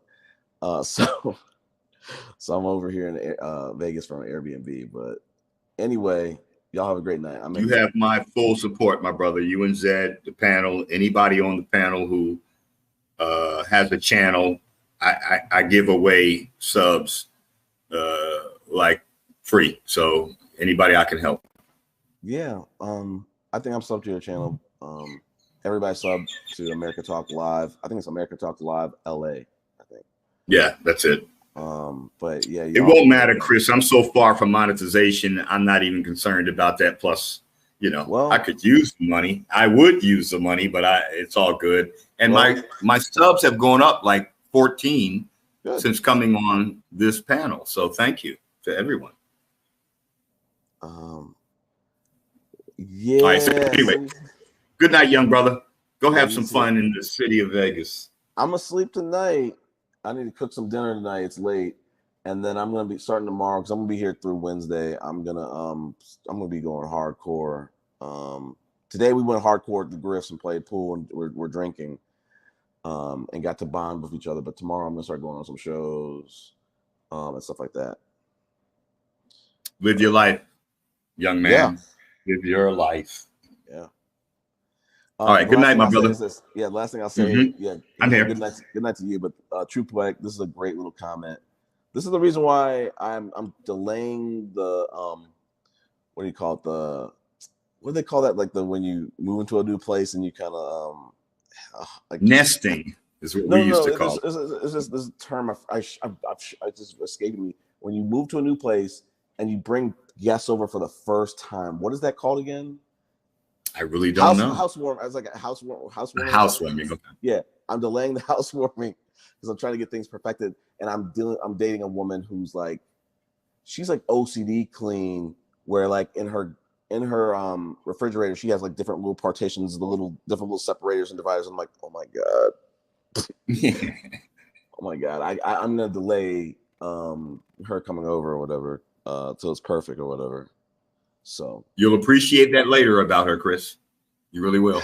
I mean, I'm just not on that type of. I'm just not on that level, so I don't know if we'll be compatible in that regard. Yeah. My ex-wife was OCD clean. This seems like it's on a different level, even higher than that. Okay. But I think it'll probably rub off on me. Anyway, shout to True Poetic. You got this, Chris. Yeah. You got this, brother. Yeah. Anything I can do to help you in advice, once again, contact Zed. I really want to help this channel. I really think I have some really good ideas for you guys. I really think that this can push the positive narrative in the diaspora a lot further. So if there's anything I can do, you know my saying, I ain't got nothing to do because I ain't got to do nothing. I'm retired. So with that said, thank you, brother. I appreciate you, man, as always, man. God bless to you and all the panel. Yeah, appreciate y'all for joining in the chat. Get the likes up before we end the stream. Get the likes up if you haven't clicked already. I appreciate everybody who's joined the panel. We had a different type of live stream. I didn't listen to the whole thing. It's been going for 9 hours. I was probably on for the last 2 or 3. I'm losing track of the time. But we had an interesting little panel. I need to go listen to the replay while I'm cooking, and see what was going on. But I'm going to start restreaming you as well on America Talk Live LA. I hesitated the first opportunities I had to do that because I didn't want to be accused of plagiarism. But if that's okay with you guys, I will definitely restream that. Yeah, I wouldn't to my channel. I can't speak for Zed, but I definitely wouldn't see any problem with it. We're not like Fearless. We're not going to strike you down for trying to. Yeah. I don't really watch Fearless, but live stream on from your own channel. We're not going to be like that. But anyway, y'all have a great night.